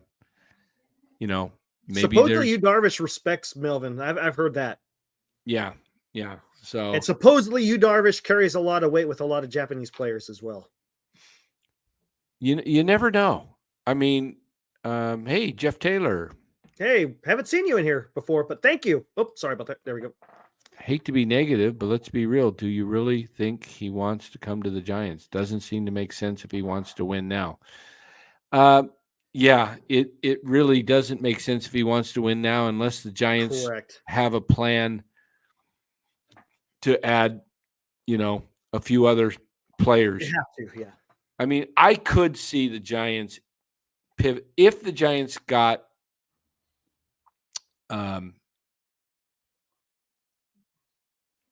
Otani. I could see them going for Chapman, Hoskins, and Bellinger to Balance it remake out. Yeah. to balance. That would be I mean, I'm not crazy about signing Matt Chapman, but he is a good player. He's had some couple of down years, but prior to those down years, he was one of the top, players in baseball. With the I A's. would rather have Otani, Bellinger, and Hoskins.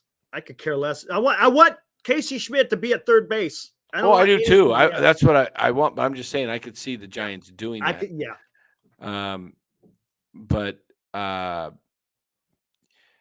they may have plans still to put Casey at short and trade Maybe. Luciano.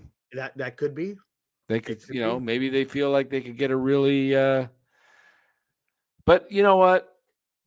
I'll go back to my original saying. I still think the best way to build this team for the future is to play all these young guys and let them develop. Yes. And add But supplement them. Yes, there you go. Supplement. You don't, I mean, maybe I don't know. I love that. That was great.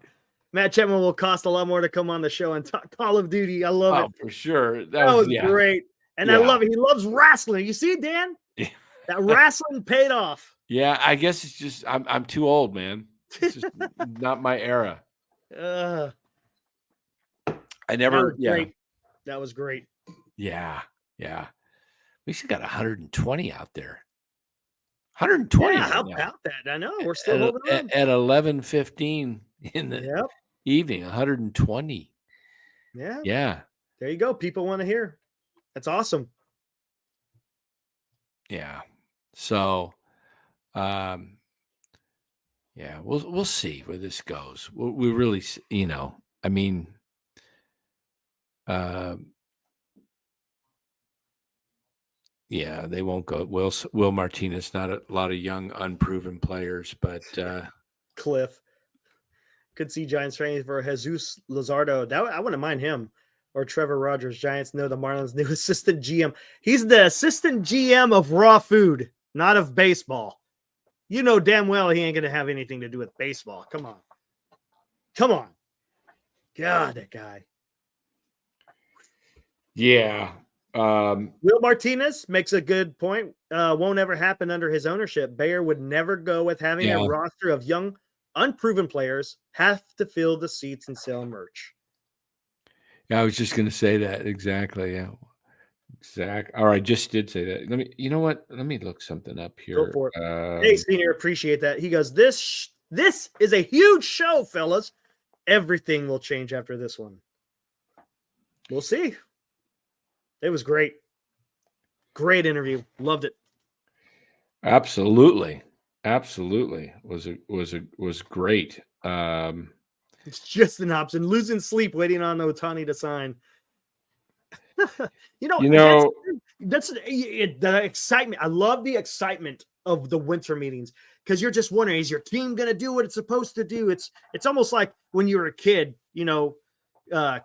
Christmas Eve, what am I going to get? What am I going to get type of thing. And it's the same thing as an adult during the winter meetings. It's like, what's my team going to do? What kind of fancy present are we going to get? Unfortunately, we've been getting a lot of lumps of coal the last couple of years. So let's see how Let's see how this year pans out. One thing is for sure, it was really slow. It was a slow winter meeting. Not a whole lot there. The last hour, you had the Soto thing. You had Craig Kimbrell going to the Orioles. You got Candelario going to the Reds. Eduardo Rodriguez going to Arizona. That's a one that's scaring me because that's a divisional rival who has just improved the rotation. It was already tough enough to go against Gallen and Kelly. Now you got to face Rodriguez. I'm not crazy about the Orioles signing of Kimbrel. Kimbrel. I just Kimbrel. I don't think he's going to be a setup guy because they got Bautista. Or is he? Yeah. Oh, did he get Tommy John? I'm not sure. I think anyone maybe in the chat know if he got Tommy John, then he's going to be a ninth inning guy. Yeah, I mean Kimbrel's. Thanks, Rob. He scares me a little bit. Yeah. He He walks a lot. He gets a little bit weird, but yeah, he does still get strikeouts. He does. So anyhow, I mean, it was a fun night. We've been going for 2 hours and 41 minutes. Yep. We're gonna end it here, guys. But we'll be back tomorrow night. Oh, we are. Yeah, we keep coming back this week. Nice. Warriors. Oh, gonna go Warriors? No, they played tonight. They won tonight. Oh.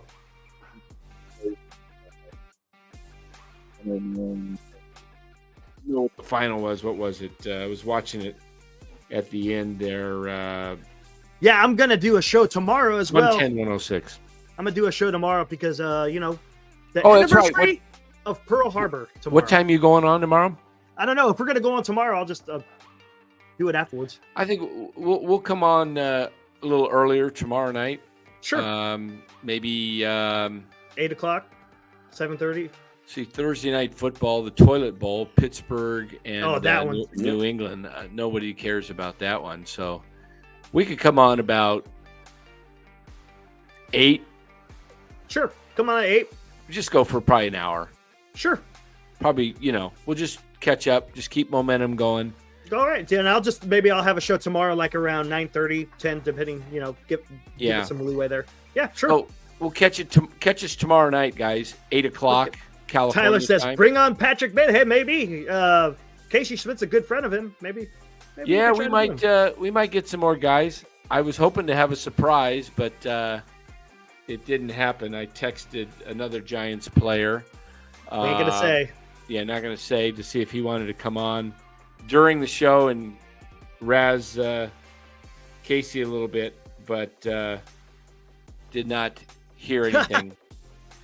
He goes, Will Martinez, tomorrow Ohtani signs, and this show goes until 2 a.m. Oh, yeah. Oh, yeah. Let me put a disclaimer out there. If Ohtani signs with the Giants tomorrow, there will be no Military History Chronicles. Yeah, it's going to go nuts. It really would. Yeah. Don't expect it, but yeah. And if he signed earlier in the day, we'll come on. Yeah.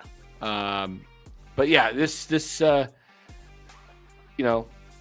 likelihood is that he makes his decision. We have no idea. I have supposedly, no idea. I saw in the chat that Ohtani was courtside at the Lakers game, supposedly. Oh, tonight? Yeah. But that was in Vegas. Oh, okay. Not in L.A. Not in L.A.? Yeah, because... someone said that. Oh, wait, is it Tyler Burbeck says confirmed, right? Look it up real quick. See, was Ohtani at the Lakers game? Because if he was at the Lakers game in Vegas, well, that's not good. Hold on. Lakers didn't even play tonight. Are you talking about last night's game? I don't know. Oh, maybe it was last night. Had to be last night. Someone said that in the chat. Had to be last night when they played against Phoenix. Oh, here we go. Will Martinez debunked. Old photo from 2019. Okay. Yeah, see? Come on. See all the stuff that goes out there. Exactly. Just like I got had. Remember a couple of nights ago? He signed with the Angels. Yeah. It's just so much stuff out there. Man. Ohtani's thinking. Who knows when he makes a decision? I'm not losing sleep over it. I did last year. I used to think Aaron Judge. Yeah. You know, it's coming. Exactly. He's coming. Not going to happen to me again. Nope. I'm not getting worked up. I'm not getting emotionally Exactly. charged. Thanks, Bob. You gotta have you know, keep yourself relaxed. Don't, you know, it is one of the first things I do because my phone is already on do not disturb. It just automatically goes on there at about 10 or 11 at night, and it'll stay on do not disturb till I wake up and put it on. Take it off Exactly. do not disturb. So one of the first things I do when I wake up is I look Exactly. right now. What's going on? What did I miss? Did Ohtani sign? Did Yamamoto? So, yeah, because if he signed with the Giants, I got to get on the air. Exactly. We gotta get Yamamoto moving. for sure. Nothing's happening until at the minimum next week. Yeah, Right? who At the knows? minimum. Because he's I'll tell you beating- the best thing, you know, if I was doing the GM, if I was the president of baseball ops, this is just me. You know, most GMs probably would say I'm nuts. Would say you can't do it that way. Doesn't work that way. You can't. It's not fairy tale. You got to work with the crowd. You know, with the timelines. But I would try to set up a dual press conference with Yamamoto and Ohtani. Both of them gonna have go done. big. I'd go Go big. big. I'd say we're making a statement. You want to be the talk of baseball? The Yankees are going to try and be that, though. The Yankees are going for it. Yankees are going for it. I've been listening to some of the Yankee stuff. They're saying there's no way they want to come back with the lineup. They were a worse lineup than the Giants last year without Judge. That's bad. They That's were saying a terrible. lot. They were a bunch of under 200 hitters. They don't want to do that anymore. So they've gone out and got Soto. They may still be after Bellinger. They may be saying, okay, here's our outfield. Judge, Soto, Bellinger. Yep. We're moving Judge back to right, Bellinger in center, and Soto in left. I could see that. That's a Yankee thing. Yep. You know, they may be able to pull it off. They may have said, you know what, forget the Ohtani sweepstakes, which they're out, you know. Yeah. So we'll see. All right, guys. Thanks for joining. Really appreciate that. appreciate it. Thank you so much. Fardon can't even do 2 deals at the same time, let alone 1. Yeah, that's about it. Yep, they have Verdugo now too. Corey Cooper says exactly. Oh, that's right. But Verdugo could be like that 4th outfielder. He's perfect for that. Yeah. Well, they got that young kid Dominguez. That guy could crush Yeah. it. Man, Who they got knows? some boppers, man. Who knows? I don't know if they get Bellinger or not. It seems like we'll see. We'll see. But we'll see what happens here. Yep. It should be a full week ahead because once the Ohtani thing happens, the Soto's already happened. That opens up the trade market so much more now because all those players that were traded to San Diego, now other teams that were trying to get Soto realize they still got their prospects that now can be dealt somewhere else. You get Correct. it?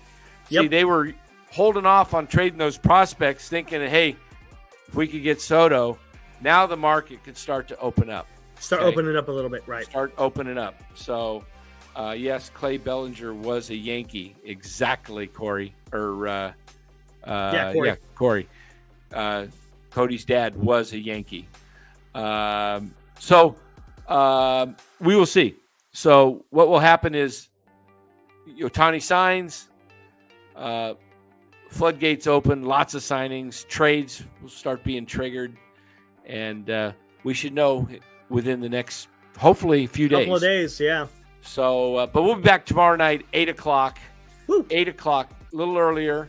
8 o'clock California time. Right. And until then, you guys have a great night. And thank you so much for joining the NorCal Sports Network. We'll see ya.